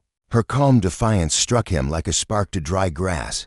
His face reddened, and he jabbed a finger toward her. "Don't get smart with me. If you're refusing to cooperate, I'll have to assume you're hiding something." "Hiding something?" She echoed his words, her voice sharpening just enough to pierce the tension. "Officer, you're escalating a situation without cause. This is harassment, plain and simple." He chuckled, a dark, bitter sound that grated against the air. "Harassment, lady. I'm doing my job. You think you can just walk up to a car like this, dressed like..." He gestured vaguely at her suit, his words faltering as if he couldn't quite articulate his prejudice. "Like you don't belong." The weight of his statement crashed down like thunder, and Brianna's patience frayed. Her eyes narrowed, her tone turning icy. "Dressed like I don't belong? And how exactly does someone who belongs look, officer?" For a fleeting moment, he faltered, his jaw tightened, a crack in his armor, but he quickly straightened, doubling down. "Let me see your ID," he snapped, his voice clipped. With a soft sigh, Brianna set her briefcase on the hood of her car, her movements slow and deliberate. The officer tensed, his hand brushing his holster as if expecting her to pull a weapon. "Relax," she said coolly, reaching into her blazer pocket. "I'm getting my wallet." She withdrew her ID and extended it toward him, her gaze unwavering. "Here you go. Take a good look." He snatched the card, his eyes flickering over the text, "Brianna Carter, Esquire." For an instant, his confidence wavered, a shadow of doubt crossing his face, but he masked it swiftly, tossing the ID back with a dismissive grunt. "Doesn't prove anything. Anyone can fake an ID." A humorless laugh escaped her, sharp and incredulous. "Of course. Why stop at baseless accusations when you can double down?" She folded her arms, her stare cutting through him like a blade. "Tell me, officer, do you treat everyone like this, or just the ones who look like me?" Her words rang out, clear and unyielding, and the crowd's murmurs swelled. A young man in a baseball cap, his phone held high, called out, "She's got him now." The officer's head jerked toward the cameras, a flicker of unease in his posture. But Brianna pressed forward, her voice dropping to a low, deliberate cadence. "Let me save you some time. You're trying to intimidate the wrong person today, and trust me, you'll regret it if you keep this up." For the first time, he hesitated, his bluster faltering under the weight of her resolve. Yet instead of retreating, he squared his shoulders, digging in deeper. "I'll be the judge of that," he shot back. "Step away from the car, or I'll have to detain you." The crowd gasped, a collective intake of breath rippling through the air.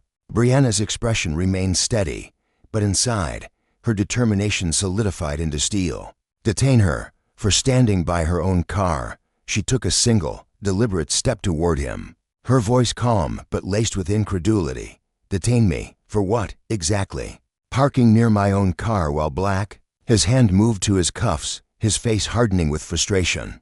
for failing to comply with a lawful order, he barked, his voice rising as if volume could reclaim his authority. Lawful? Brianna's brow arched, her tone a quiet storm. Around her, the crowd tightened, their phones capturing every word, every gesture. A teenage girl with braids whispered to her friend, "He's messed up now," while an older woman clutching a grocery bag shook her head in quiet disapproval. Brianna stood her ground, unyielding, her eyes locked on the officer's mirrored lenses. He thought he could break her, bend her to his will with the weight of his badge, but he didn't know her at her strength, not her story. This wasn't just about a car or a briefcase. It was about justice, about the cost of power wielded without restraint. Brianna knew the stakes, knew that every second of this standoff was a testament to the fight so many before her had waged. She wouldn't back down, not for him, not for anyone. And as the officer's hand hovered over his cuffs, the crowd held its breath, sensing that this momentous clash would ripple far beyond the sun-soaked streets of Atlanta. For Brianna, it was a lesson etched in her bones. Those who abuse their power must face the consequences, and she was more than ready to teach it. The afternoon sun beat down mercilessly on the cracked pavement, casting jagged shadows across the small crowd gathered near the sleek black sedan. Brianna Carter stood at the center of it all, her posture unyielding, her perfectly groomed brow arched in defiance. As her voice sliced through the chaotic hum of murmurs and distant traffic, it was a voice honed by years of courtroom battles, sharp and deliberate, carrying an authority that demanded attention. "Since when," she began, her tone icy with controlled fury, "does an unlawful search of my property get to masquerade as lawful? Since when does racial profiling sneak its way into your job description?" Her words hung in the air, heavy and accusatory, as the onlookers stirred. A ripple of gasps and whispered agreements spread through the group, their collective outrage simmering just beneath the surface. From somewhere near the back, a voice rang out, raw and insistent, "Yeah, answer her." And the crowd's energy shifted, a tide turning against the man in uniform before her. The older officer, his face weathered and lined with years of unchallenged authority, felt the shift too. His jaw tightened, a muscle twitching beneath the skin as he fought to hold his ground. Inside, a flicker of doubt gnawed at him. Had he misjudged this? He squared his shoulders, clinging to the remnants of his composure, and snapped, "I don't have to explain myself to you." His voice was rough, defensive, but there was a tremor in it now, a crack in the armor of certainty he'd worn so confidently moments before. Brianna tilted her head slightly, her dark eyes locking onto his with a calm that was almost unnerving. "No, you don't," she replied, her tone cool and measured, each syllable dripping with intent. "But you will have to explain yourself to a judge if you keep stumbling down this path." She took a deliberate step forward, closing the distance between them until she was mere inches away, her presence towering despite her modest height. She was a fork unshakable, precise, a woman who had spent years sharpening her intellect and dismantling flimsy excuses in courtrooms. Across the city, "You're making a lot of assumptions right now, officer," she continued, her voice lowering to a cutting whisper. "And you know what they say about assumptions, don't you?" The officer's face flushed a deep red, his composure fraying at the edges under the weight of her steady, unflinching defiance. He opened his mouth, scrambling for a retort, but before he could spit out a single word, a new voice broke through the tension, a deep, resonant baritone that carried the weight of authority without the aggression. "What seems to be the problem here?" The crowd parted slightly, heads turning as a second officer approached. This one was younger, maybe late 20s, his uniform crisp and his badge catching the sunlight in a fleeting glint. His demeanor was different, mirrored, cautious, his brown eyes scanning the scene with a quiet intensity. He took in the older officer's rigid stance, Brianna's commanding presence, and the restless energy of the onlookers, piecing it together in seconds. The older officer seized the moment, eager to regain control. "She was acting suspicious near this vehicle," he said, his voice tight with irritation, gesturing vaguely toward the sedan. "Refused to comply." The younger officer's brow furrowed, a flicker of skepticism crossing his face. "Suspicious how?" he asked, his tone neutral but pointed, probing for something concrete. The older officer waved a dismissive hand at the car, his frustration bubbling over. "She claims it's hers. Before he could elaborate, Brianna cut in, her voice steady as steel. "It is my car," she said, pointing to the polished leather briefcase resting on the hood. "My registration and insurance are right there if anyone cares to do their job properly.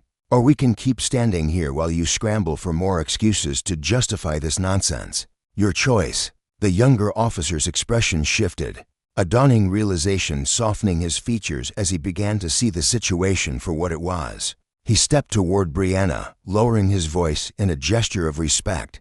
"Ma'am, I apologize for the inconvenience. If you'll allow me to verify your documents, we can clear this up quickly." Brianna studied him for a long moment, her sharp gaze dissecting his posture, his tone. The faint trace of unease in his eyes, unlike his colleague. He didn't radiate hostile, just a cautious professionalism that suggested he hadn't yet been hardened by years of unchecked power. She gave a curt nod, snapping open her briefcase with a practiced flick of her wrist. She retrieved the paper crisp, neatly folded, and handed them over. The younger officer scanned them briefly, his head dipping in confirmation. "Everything checks out," he said, turning to his partner with a firm, neutral tone. "This is her vehicle. Looks like there's been a misunderstanding." The older officer's face twisted, frustration etching deeper lines into his weathered skin. He opened his mouth to protest, but Brianna wasn't done. "A misunderstanding," she repeated, her voice calm but laced with a razor-sharp edge. "No, this wasn't a misunderstanding. This was harassment, plain and simple. And I hope you're ready to face the consequences." The younger officer's eyes flickered with quiet unease, sensing the storm brewing beneath her words. His partner, though, crossed his arms defiantly, still clinging to his pride. "I was doing my job," he muttered, his voice low and sullen. Brianna stepped closer, her presence overwhelming. Her voice dropping to a commanding whisper meant only for the officer's ears. "Oh, you've done your job, all right. And in doing so, you've handed me everything I need to do mine. So what's it going to be? An apology? Or should I start drafting the lawsuit right here?" The older officer blinked, caught off guard by the sheer force of her words, his bravado faltering. Before he could muster a response, the younger officer intervened, his tone quick and conciliatory. "Ma'am, I assure you we'll address this internally," he said, shooting a warning glance at his colleague. "We deeply regret this incident." But Brianna wasn't about to let them slink away in it with the crowd watching, not with phones held high, capturing every second.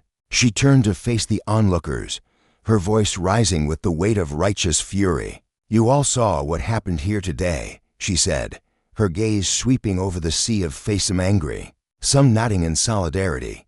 "This is what black people face every single day in this country. Assumptions, accusations, humiliation, all because of the color of our skin.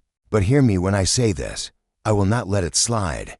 Not today, not ever." The crowd erupted, cheers and applause exploding into the air, their energy crackling like a live wire. The older officer's bravado crumbled entirely, his shoulders slumping as the weight of public scrutiny pressed down on him. His hands twitched at his sides, his earlier confidence replaced by a visceral unease.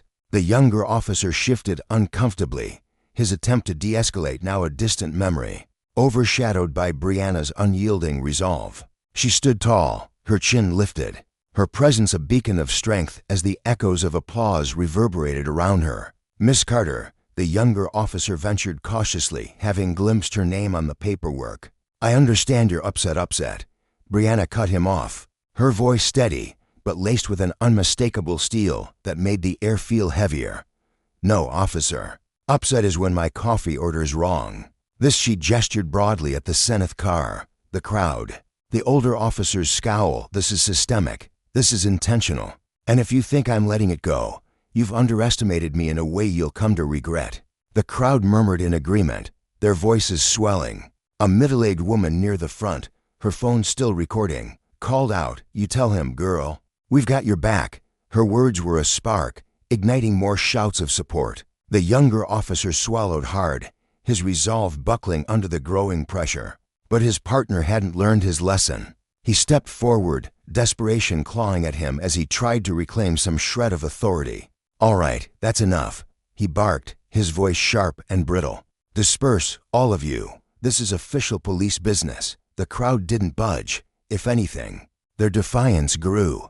A young man in a hoodie near the edge shouted, "Nah, we're staying right here. We saw everything." Others cheered, their voices rising in a chorus of solidarity that drowned out the officer's command. Brianna's lips curved into a faint smile, though it didn't reach her eyes. She turned back to the older officer, her voice low and deliberate, each word a dagger. "You can't silence them, not today. And certainly not when you've made yourself the star of their videos." His face flushed a deep crimson, anger and humiliation warring within him. "You think you're so smart, don't you?" He spat, his voice trembling with barely contained rage. Brianna's smile widened, a flash of confidence that was both intimidating and inspiring. "Oh, I don't think I'm smart. I know I am. And the irony? If you'd asked a single question before jumping to your baseless assumptions, you might have figured that out." Before he could fire back, Brianna reached into her briefcase with a graceful, practice motion, pulling out a pristine business card. She extended it toward him, her movements slow and deliberate, as if savoring the moment. "Here," she said, her tone cool and cutting. "Since you're so interested in my business, let's make it official. Brianna Carter, Esquire, criminal defense attorney. And trust me, I know exactly what you just violated." The older officer froze, his expression shifting from fury to a dawning, gut-wrenching realization. The crowd exploded into cheers and laughter, their support for Brianna reaching a fever pitch. "Wait," someone shouted, "she's a lawyer. Oh, this is gold." Brianna's voice rose above the chaos, clear and commanding. "You know what the best part is? You don't even realize how deep a hole you've dug yourself into." She stepped closer, her voice dropping to a whisper only he could hear. "But don't worry, you'll understand soon enough." The officer's mouth opened, a protest forming, but no sound came.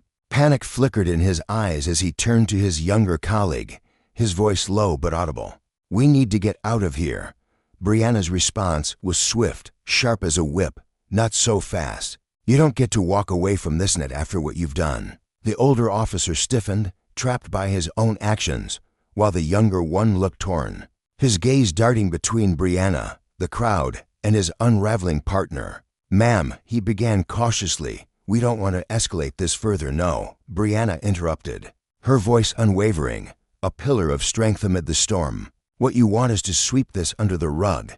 But that's not happening. Not today, not ever." In that moment, the scene crystallized Dryan, a lone figure of justice, standing firm against the abuse of power, her resolve a lesson etched into the air.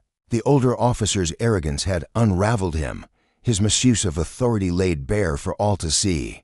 A stark reminder that actions have consequences. The younger officer, caught in the crossfire, bore witness to a truth he couldn't ignore. Justice, when wielded by someone like Brianna, was a force that could not be silenced. And as the crowd's voices swelled, their phones still recording, it was clear that this wasn't just her fight, it was theirs too.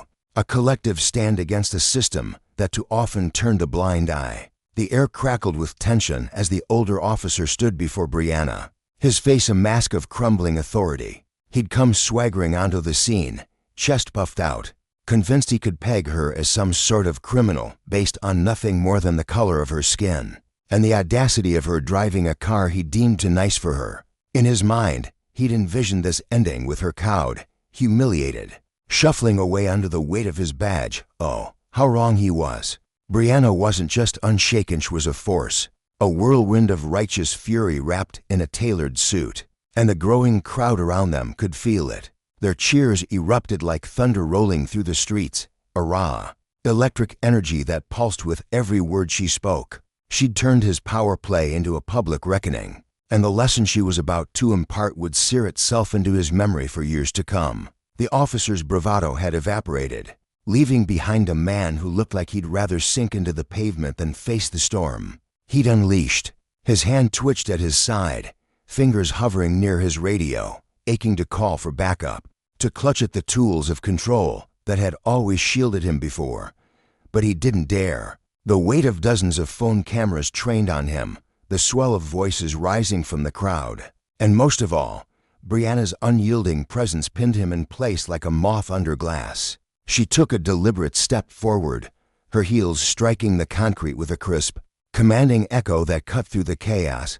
Her eyes locked onto his, sharp and unrelenting. As she began to speak, "Let's go over this one more time, shall we?" Her voice was a blade, honed to a fine edge, slicing through the humid afternoon air. "You rolled up here with no evidence, no reason, accused me of stealing my own damn car, refused to check a single fact, and then had the gall to threaten me with jail because you took one look at me and decided I didn't belong." The older officer's jaw clenched tight, a muscle twitching under his flushed skin, but he didn't dare interrupt. Beside him, his younger partner shifted on his feet, his face a flickering canvas of emotions, whose knees warring with a reluctant admiration for the woman dismantling his superior. Brianna's voice rose, carrying to the edges of the crowd, each word a spark igniting their fervor. "And let's not gloss over the cherry on top. You claimed my briefcase was stuffed with tools to break into cars. Spoiler alert, officer, it's full of legal briefs. But I suppose you wouldn't know much about those, would you? Never had one slap you across the face in a courtroom, I'm guessing." Laughter rippled through the onlookers, sharp and gleeful, as a woman near the front thrust her fist in the air and hollered, "School him, sis." The sound swelled, cheers crashing like waves against the shore, and Brianna didn't so much as blink. Her gaze remained a steel trap, holding the officer captive. Inside, Brianna's heart thrummed with a fierce, steady rhythm. She wasn't just angry, she was alive in this moment, every nerve alight with the clarity of purpose. She'd spent years honing her mind, her voice, her presence, turning them into weapons against a world that too often tried to shrink her down. This wasn't just about her anymore. It was about every person watching, every soul who'd ever felt the sting of a baseless accusation. "I'm not some random target you picked out of a lineup today," she said, her tone dropping low, deliberate, each syllable a hammer striking stone. "I'm an attorney. I live for cases like this. Do you have any idea what that means?" The officer's face already red, deep into a shade of crimson that betrayed his sinking realization. She didn't give him a chance to answer. "It means I know your department's rule book better than you ever will. It means I can list every single regulation you just trampled over. And it means I've got the skills, the network, and the sheer will to make sure what you did today doesn't stay buried in some backroom report." The crowd's murmurs grew into a roar, a tide of voices rising up, emboldened by her words. A chant broke out, "Justice, justice," starting with a few brave souls and swelling until it reverberated off the brick buildings lining the street. The younger officer raised his hands, palms out, his voice trembling with a desperate edge as he tried to stem the tide. "All right, everyone, let's not escalate this, okay?" But Brianna turned to him, her expression softening just enough to hint at mercy, though her words still carried a sting. "Escalation. That ship sailed the second your partner decided to harass me for no reason. He lit the match, and now you're scrambling to put out the fire. Good luck with that." She stepped back, pivoting to face the crowd fully, her arms opening slightly as if to embrace their energy. "This," she declared, her voice soaring over the chants, "is what accountability looks like. We can't let these moments slip by unnoticed.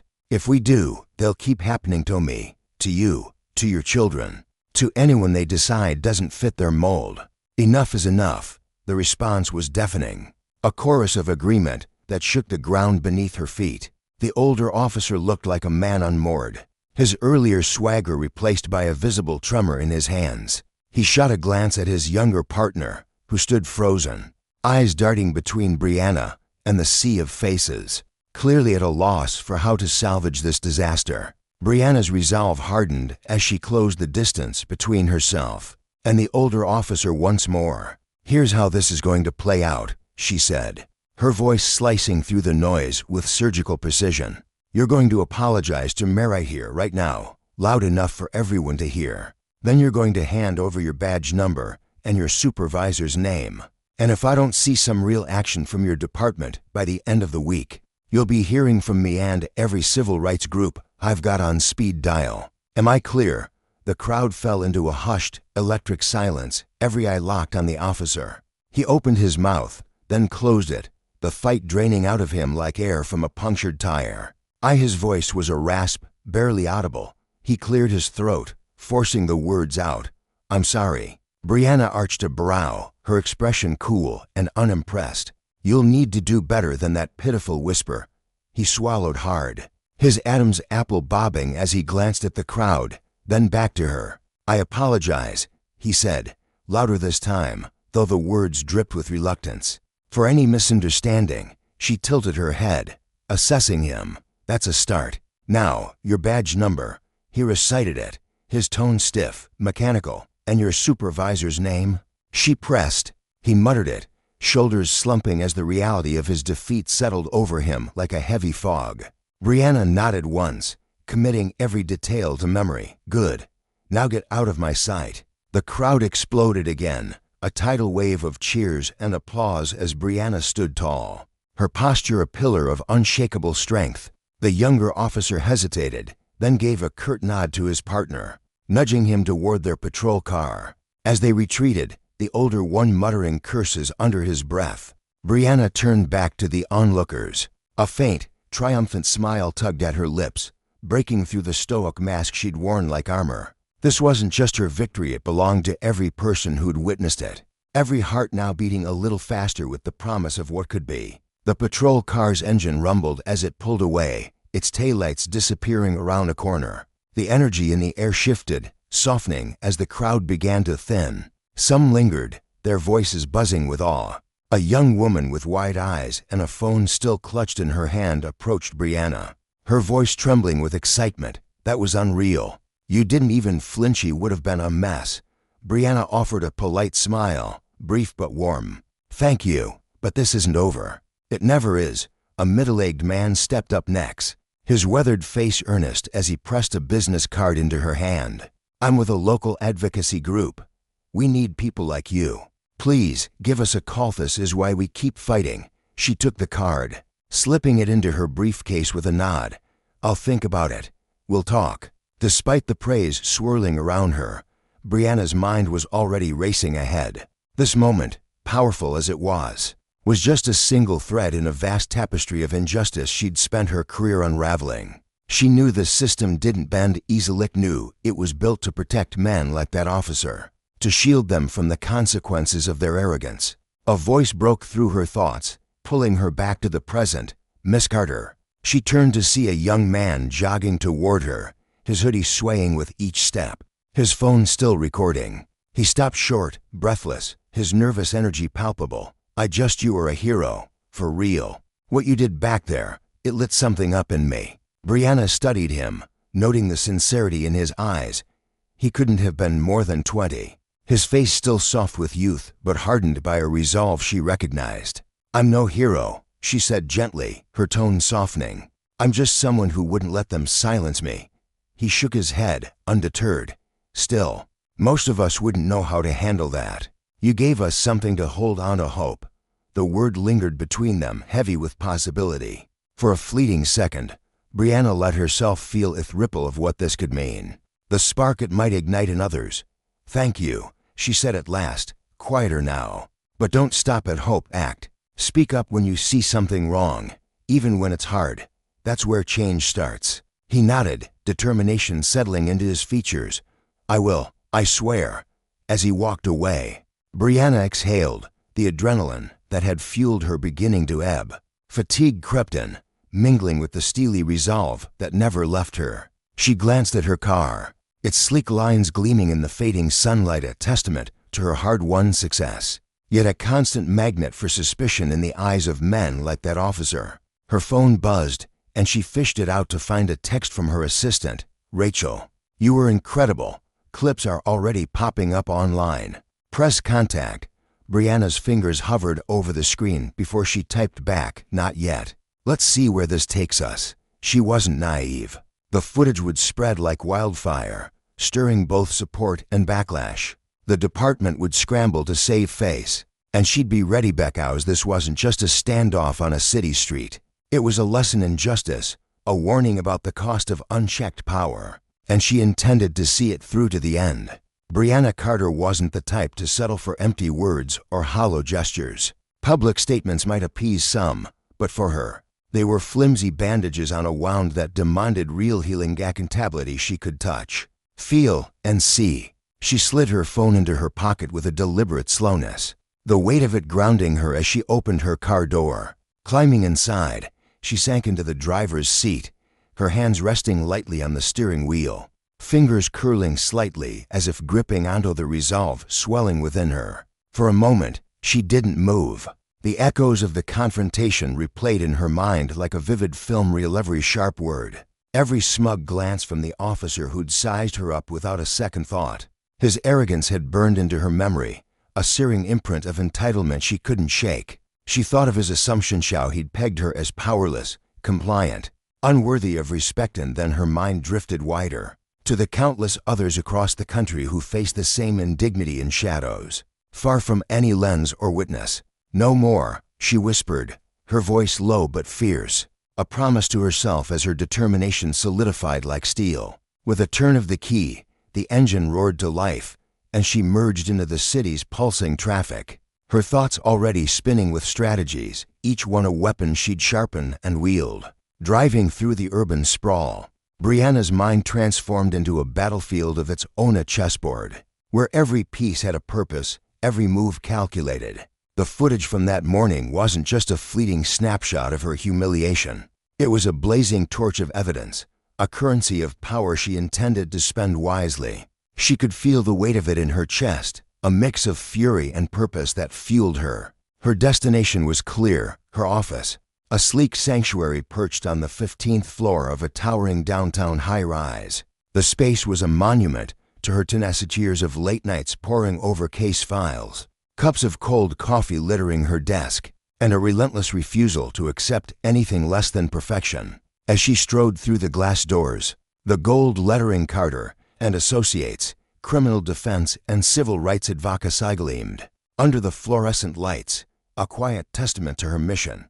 Her body still carried the tension of the day, a coiled spring ready to unleash, but her focus cut through the haze like a blade. Rachel, her assistant, poked her head out from behind her desk the moment Brianna entered, her eyes wide with a mix of awe and urgency. "Brianna, you're trending," she said, holding up her phone with a grin that danced between pride and mischief. "It's everywhere: Twitter, Instagram, TikTok. People can't stop talking about what happened." Brianna arched an eyebrow, her lips twitching into a faint smirk. "Already?" she asked, her voice steady but tinged with curiosity. "Oh yeah," Rachel replied, her excitement bubbling over. "You've got hashtags popping off with Brianna, Justice for All, and my favorite, lawyer goals." Brianna shook her head, the smirk deepening as she set her briefcase on Rachel's desk with a soft thud. "Social media's a wildfire," she said.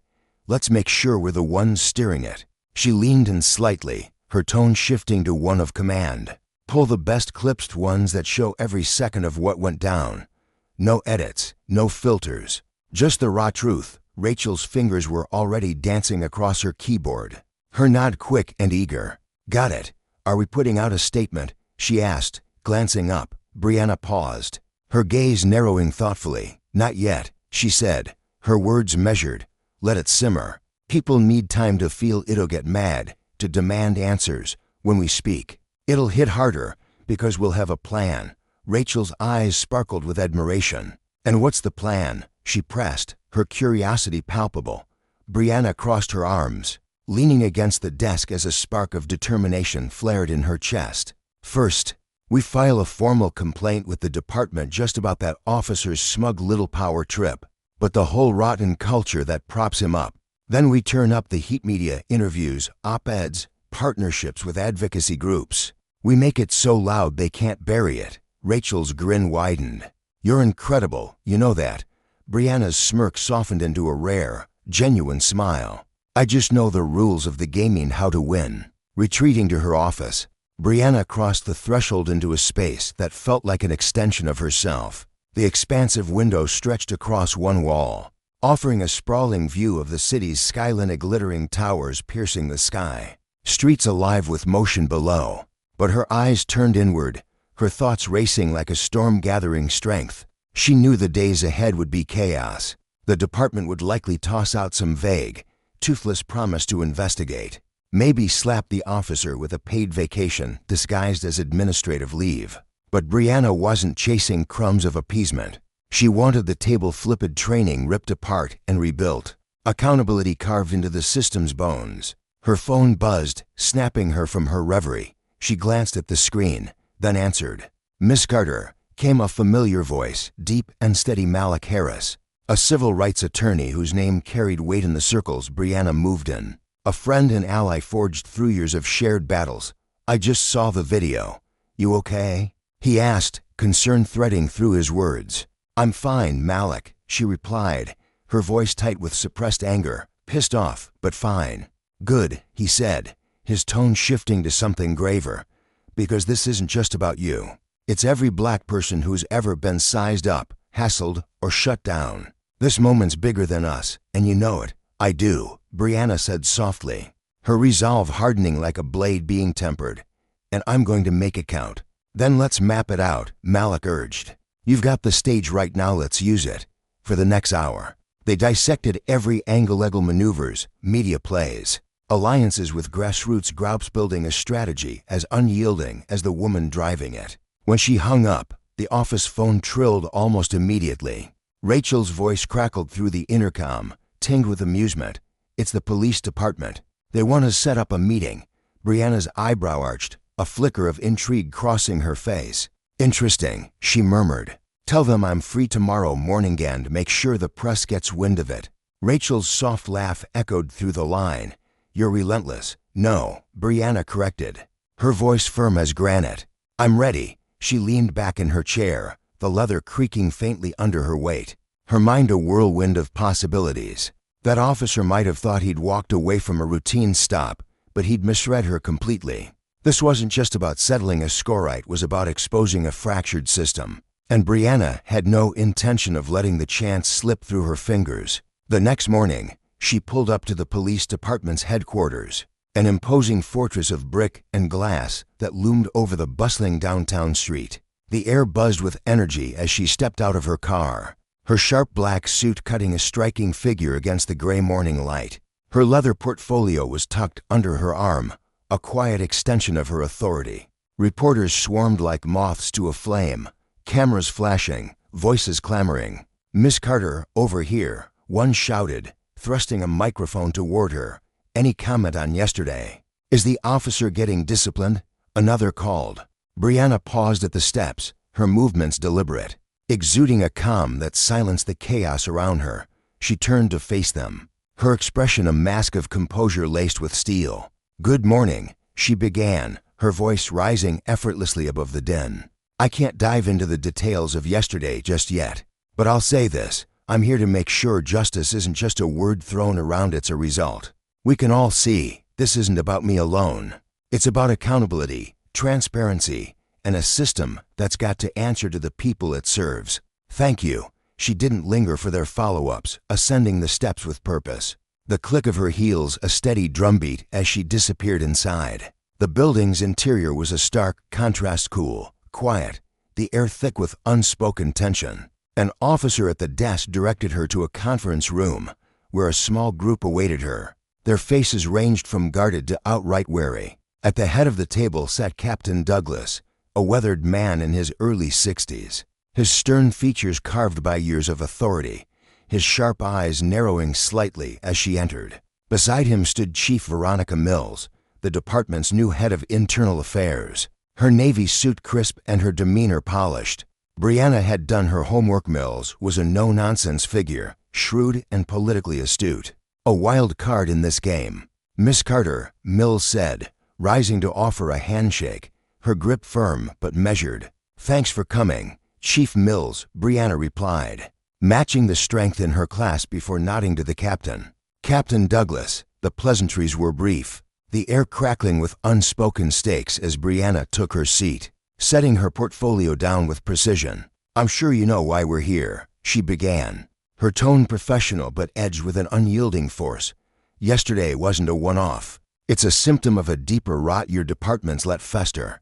I'm not just here for myself, I'm here for everyone who's been dismissed or degraded by that same system. It's time for change, and I'm going to see it through." Captain Douglas shifted, his jaw tightening, a flicker of defensiveness in his eyes. "Miss Carter, we regret what happened," he said, his voice gruff. But the officer was following his training with respect. "Captain," Brianna cut in, her words sharp yet controlled, "if that's what your training produces, then your training's broken." Chief Mills raised a hand, her expression a careful balance of neutrality and authority. "Let's take a breath," she said. "We've seen the footage. Talk to the officer.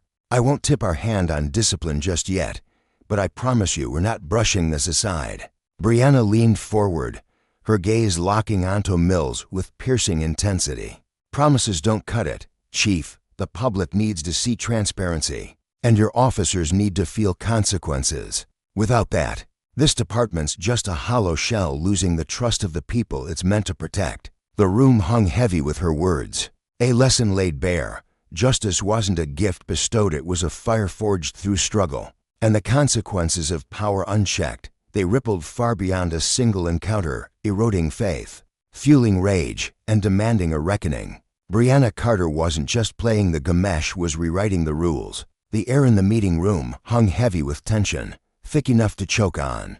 As Captain Mills tilted her head slightly, her eyes narrowing with a thoughtful intensity that betrayed the storm brewing. Beneath her calm exterior, she traced her fingers along the edge of the table, her silence stretching out like a taut wire before she finally spoke.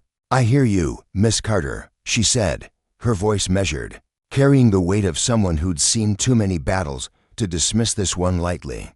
"Your concerns there are loud and clear. So what exactly are you putting on the table?" Across from her, Brianna Carter sat with the kind of poise that could make a room hold its breath. Her heart thumped steadily in her chest, not out of fear but from the fire of conviction that had carried her this far. She reached into her sleek leather portfolio, her movements deliberate, almost ceremonial, and pulled out a crisp document. With a gentle push, she slid it across the polished wood toward Mills and Captain Douglas, who sat beside her, his broad shoulders stiff with unease. "This," Brianna began, her tone firm yet laced with an undercurrent of urgency, "is a detailed roadmap of the changes I'm urging your department to adopt. It's not a suggestion, it's a necessity. We're talking mandatory de-escalation training for every officer, workshops to unpack and dismantle implicit biases, and an independent review board to dig into every incident where misconduct is even whispered about." Captain Douglas leaned forward, his weathered hands clasping together as if to steady himself against the weight of her words. His brow furrowed deeply, etching lines of skepticism across his face. "That's a hell of a list, Miss Carter," he said, his voice gravelly, tinged with the exhaustion of a man who'd spent decades navigating the murky waters of law enforcement. "You're asking for a lot, maybe more than we can chew." His skepticism wasn't just doubt. It was a shield, a reflex born from years of defending a system he'd helped build. Brianna didn't flinch, her dark eyes locked onto his, unwavering, as if she could see straight through his defenses to the flicker of uncertainty buried beneath. "It's not a lot, Captain," she countered, her words sharp enough to slice through the room's tension. "It's what's required. Your department stands at a crossroads right now. You can take real, meaningful steps toward fixing what's broken, or you can keep dodging the fallow public outrage, lawsuits, you name it. And trust me, I've got the resources and the will to make sure this doesn't just fade away." Her voice carried a quiet power, not loud but resonant, like a drumbeat signaling the start of something unstoppable. Mills picked up the document, her fingers brushing the paper as though testing its weight. She studied it in silence, her face a mask of unreadable emotion-sparked contemplation. Part calculation. The room seemed to hold its breath as her eyes scanned the neatly typed lines, each proposal a challenge to the status quo she'd spent her career upholding. After what felt like an eternity, she set the paper down with a soft thud and lifted her gaze to meet Brianna's. "These ideas," she said slowly, her tone deliberate, "they're bold, ambitious as hell. Not impossible, though. But I'm not signing off on anything until I've had time to tear this apart and see what holds up." Brianna gave a small nod, a flicker of respect passing through her otherwise steely expression. "Take all the time you need, Captain," she replied, her voice steady but edged with a warning. "Just know this, the public's eyes are on you. They're not patient. They're not going to wait around forever for you to decide what justice looks like. It was a quiet ultimatum, delivered with the grace of someone who knew the power of her position and the stakes of her fight. The meeting stretched on for another hour, a marathon of words and wills. Brianna stood her ground like a lighthouse weathering a storm, her arguments methodical, her resolve unshakable. She laid out her case with the precision of a surgeon, dissecting every flaw in the department's practices and stitching together a vision of reform that left no room for retreat. Captain Douglas shifted uncomfortably in his seat, his skepticism warring with a grudging admiration he'd never admit aloud. Mills, meanwhile, scribbled notes in the margins of the document, her pen scratching against the paper like a metronome keeping time with Brianna's relentless push. By the time the clock signaled the end, the air had shifted. Brianna hadn't just made a cassette, planted a seed, one that would either grow into change or choke under the weight of resistance. The department couldn't ignore her now, she'd made sure of that. As she stepped out of the building, the late afternoon sun cast long shadows across the pavement, and the swarm of reporters descended like vultures sensing a fresh story. Their voices overlapped in a chaotic symphony, shouted questions about the meeting, the officer, the next move. Brianna paused at the top of the steps, her silhouette framed against the glass doors behind her. The weight of the day pressed against her shoulders, but her face remained calm, her jaw set with quiet determination. "What happens next?" she repeated, her voice cutting through the clamor with a clarity that silenced the crowd for a split second. "Accountability happens next. I've laid out a clear path for the department to follow. It's on them to step up and walk it. But let me be crystal clear, you'll be watching every move they make. This is just the starting line." The reporters erupted again, cameras flashing like lightning, microphones jabbing toward her like spears. Brianna descended the steps with measured grace, each footfall a declaration of intent. She'd drawn her line in the sand, and now the system had to decide whether to cross it or dig in. As she slid into the driver's seat of her car, the engine humming to life beneath her, her phone buzzed incessantly, texts from colleagues, friends, even strangers who'd caught wind of her stand. They praised her courage, her fire, but Brianna didn't linger on the compliments. She wasn't in this for applause. She was in it for progress, for the kind of justice that didn't bend under pressure or buckle under power. She wouldn't stop until she saw it through. By the time she pulled into the parking lot of her modest office, the ripples of her actions were already swelling into waves. Her inbox overflowed with message-journalists begging for interviews, advocacy groups pledging their support, community leaders hitching to join forces. On social media, the video of her confrontation with the officer had exploded, racking up millions of views in hours. It wasn't just a moment anymore, it was a movement, a national reckoning on racial profiling and the abuse of authority. Brianna sank into her chair, the faint hum of the city filtering through her window as she scrolled through the flood of comments. For every voice cheering her on, there was another spitting venom, accusations of race baiting, of overreacting, of stirring trouble where none existed.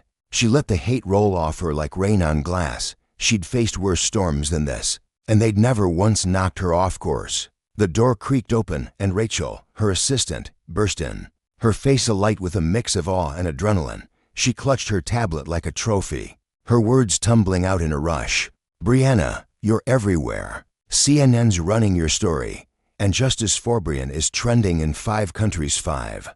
Brianna glanced up from her laptop, one eyebrow arching slightly, but her focus didn't waver. "And the department?" she asked, her voice cool, cutting straight to the point. Rachel grinned, swiping at her tablet to pull up a post from the Atlanta Police Department's official page. She handed it over, and Brianna's eyes skimmed the words with a practiced intensity. "The Atlanta Police Department is committed to serving and protecting all members of our community. We are aware of the incident involving Miss Brianna Carter and are conducting a thorough investigation. We take these matters seriously and are reviewing our policies to ensure such incidents do not occur in the future." Brianna let out a dry scoff, tossing the tablet onto her desk with a flick of her wrist. "A textbook dodge," she muttered, leaning back in her chair. "We're aware, we're looking into it. They're stalling, hoping the spotlight moves on and the public forgets." "Classic." Rachel smirked, crossing her arms as she leaned against the doorframe. "They clearly don't know who they're up against," she said. her tone dripping with confidence in her boss's tenacity. Before Brianna could respond, her phone buzzed again, the screen lighting up with Malik Harris's name. His timing was uncanny, as always. She tapped the speaker button, her voice warm but firm. "Malik, you've seen the department's statement." His reply crackled through the line, dry and sardonic. "Oh, I've seen it. Typical deflection, vague promises, no teeth. But it's not enough. The public's hungry for action, Brianna, and you've got the momentum to force their hand." She nodded, though he couldn't see it, her mind already racing ahead. "I'm not letting up," she said, her resolve like iron. "What's the latest on the legal front?" "We're drafting the complaint as we speak," Malik replied, his voice steady with the confidence of a seasoned litigator. "It's rock-solid civil rights violations, unlawful detention, racial profiling. Once we file, they'll have to answer in court, no dodging that." Brianna's lips curved into a faint, determined smile. "Good. And the media, where are they at?" Malik didn't miss a beat. "They're all over it. Local stations, national networks that are clamoring for your story. But we've got to steer the narrative, keep it on the systemic rot, not just the one officer." "That's always been the plan," Brianna said, her tone unwavering as she ended the call. Rachel tilted her head, her curiosity piqued. "So what's our next play, boss?" Brianna leaned back, her fingers steepled as her mind churned through strategies. "We keep the heat on. Book me an interview with a major network, Simeon, with a platform big enough to amplify this to every corner of the country, and draft a statement from the firm, laying out the policy changes I pitched to Mills and Douglas. Let's make damn sure the public knows exactly what we're fighting for and what's at stake. If the system fails." Rachel scribbled furiously on her clipboard, nodding as she backed out of the room. Done and done. Hours later, Brianna found herself in the blinding glare of a news studio. The lights hot against her skin, the cameras trained on her like unblinking eyes. The host, a man with a practiced air of gravitas, leaned forward in his chair, his voice smooth as he introduced her. "Tonight, we're joined by Brianna Carter, the attorney whose recent run-in with police has ignited a firestorm of debate about racial profiling and accountability. Miss Carter, thank you for being here." "Thank you for having me," Brianna replied, her voice calm but carrying an edge of steel. The host's eyes glinted with curiosity as he pressed forward. "That video of your encounter, it's been viewed millions of times. What do you want people to take away from this?" Brianna met his gaze head-on, her words deliberate, each one landing like a stone in still water. "This isn't about me," she said. "It's about a system that keeps failing the people. It's supposed to protect especially those in marginalized communities. What happened to me? It's not rare, it's routine. It happens every day to people who don't have a voice or a platform to push back. I'm here to demand change, not just for myself, but for every single person who's been silenced, dismissed, or dehumanized by a badge." The host nodded, his expression softening with a flicker of respect. "And what do you say to those who argue this was just one bad apple? One isolated moment that the officer was just doing his job?" Brianna's eyes sharpened, her response slicing through the air with surgical precision. "I'd say that's the whole damn problem. When bias and profiling are woven into the fabric of the system, they're not isolated anymore. They are the rule, not the exception. We don't need excuses or scapegoats. We need reform that rips out the roots of this mess, not just trims the branches." The interview rolled on, Brianna wielding her arguments with the skill of a master storyteller and the ferocity of a warrior. By the time the segment aired, her words had reached millions, her voice echoing in living rooms and boardrooms alike, cementing her as a force for justice that couldn't be ignored. As she stepped out of the studio into the cool night air, the weight of the fight settled deeper into her bones, but so did her resolve. This wasn't just personal anymore. It was a mission, a clarion call against the abuse of power and the cowardice of complacency. She was ready for the long haul. A week later, Brianna sat at her cluttered desk, surrounded by a chaos of papers, emails, and news clippings that chronicled the wildfire she'd sparked. The public's outrage had swelled into a roar. Protests erupted outside the police department's headquarters, their chants a thunderous demand for change. Advocacy groups rallied behind her, their calls for sweeping reforms amplifying her own. The hashtag Justice for Brianna had morphed into a broader movement, casting a spotlight on countless other stories of profiling and injustice across the country. Rachel appeared at the door, her knock light but urgent, her tablet clutched tightly in her hands. "You're gonna want to see this," she said, her voice tinged with a mix of triumph and disbelief. Brianna took the tablet, her eyes narrowing as she scanned the headline splashed across the screen. "Atlanta police officer resigns amid racial profiling allegations, department vows reforms." The article unfolded the latest twist. The officer, at the heart of her ordeal, had stepped down, buckling under the pressure of a nation's scrutiny. The department, cornered by the unrelenting tide of public fury, had promised changes. Though the details remained frustratingly vague, Brianna leaned back, her mind racing as she processed the news. It wasn't victor in it yet, but it was a crack in the wall, a sign that power could be held to account when the people refused to look away. She thought of Captain Mills, her cautious deliberation, and Captain Douglas, his reluctant skepticism. She thought of the countless others who'd faced the same indignity she had, their stories buried under the weight of a system that prized silence over justice. This was the lesson, she realized, the bitter, beautiful truth that power unchecked breeds corruption. But power confronted with courage and consequence could be forced to bend. Brianna set the tablet down, her gaze drifting to the city skyline beyond her window.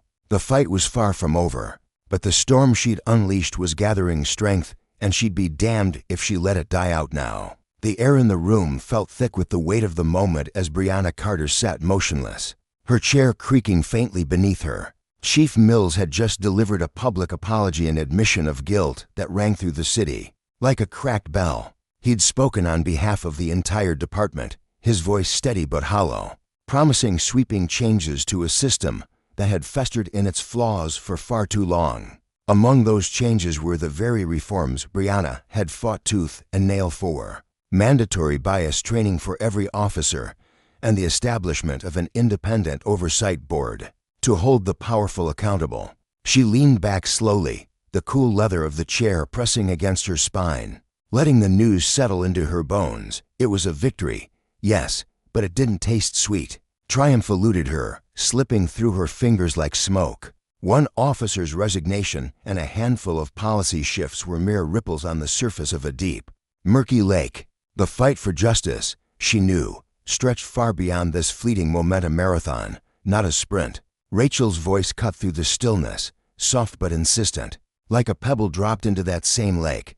"The press is hounding us for your response, Brianna. What do you want to say?" Her words hung in the air, pulling Brianna from the tangle of her thoughts. She tapped her fingers rhythmically against the armrest, each beat echoing the storm brewing inside her. Her mind raced, sifting through the exhaustion, the anger, the fragile hope she clung to like a lifeline. Then, with a sudden resolve that straightened her posture and hardened her gaze, she stood. "Draft a statement," she said, her tone sharp and unwavering. "Keep it clear. Keep it direct." Rachel nodded, her pen poised over a notepad, her eyes bright with anticipation. Brianna began to dictate, her voice steady as a river carving through stone. While the resignation of the officer involved marks a step forward, it does nothing to cleanse the system that cradled this corruption. Real justice isn't stitched together with apologies or strung along by empty promises. It demands accountability that cuts deep, transparency that blinds, and action that never falters. "I'll keep standing shoulder to shoulder with community leaders, advocacy groups, and lawmakers, ensuring these reforms don't just sit pretty on paper, but reshape lives in ways that matter." This isn't the end of the story, it's barely the first chapter. She paused, letting the weight of her words settle, her chest rising and falling with the fire of her conviction. Rachel looked up from her notes, her lips parting slightly as awe flickered across her face. "That's incredible, Brianna. You know that, right?" A faint smile tugged at the corner of Brianna's mouth, a rare crack in her armor. "I'm just doing what has to be done," she replied, her voice softening for a moment, though the steel beneath it never wavered. Later that evening, Brianna found herself alone in her apartment, the sprawling cityscape glittering beyond the floor-to-ceiling windows, like a sea of stars trapped in concrete. The past week pressed down on her shoulders, a heavy cloak woven from sleepless nights and endless battles. Yet beneath that burden burned a purpose so fierce it warmed her from the inside out. She sank into the couch, her fingers tracing the edge of a cushion as her mind wandered. She thought of the young man in the faded hoodie who'd stopped her on the street earlier that day, his voice trembling with gratitude as he called her a hero. She pictured the flood of messages from strangers, some typed in hurried support, others scrawled with raw emotion piling up in her inbox. Even the detractors crept into her thoughts, their sneers and dismissals like thorns in her side, accusing her of chasing shadows or stirring trouble for nothing. This fight wasn't new to her. It wasn't even rare in a world scarred by power misused and trust broken. But it was hers. She'd claimed it, armed with a voice that could shatter silence, a platform that amplified the voiceless, and a knowledge of the law she wielded like a blade. Her phone buzzed on the coffee table, jolting her back to the present. A news alert flashed across the screen, her own face staring back at her from an interview clip, paired with a bold headline about the department's reforms. She tapped the video, watching as her words filled the room once more. This isn't just about me.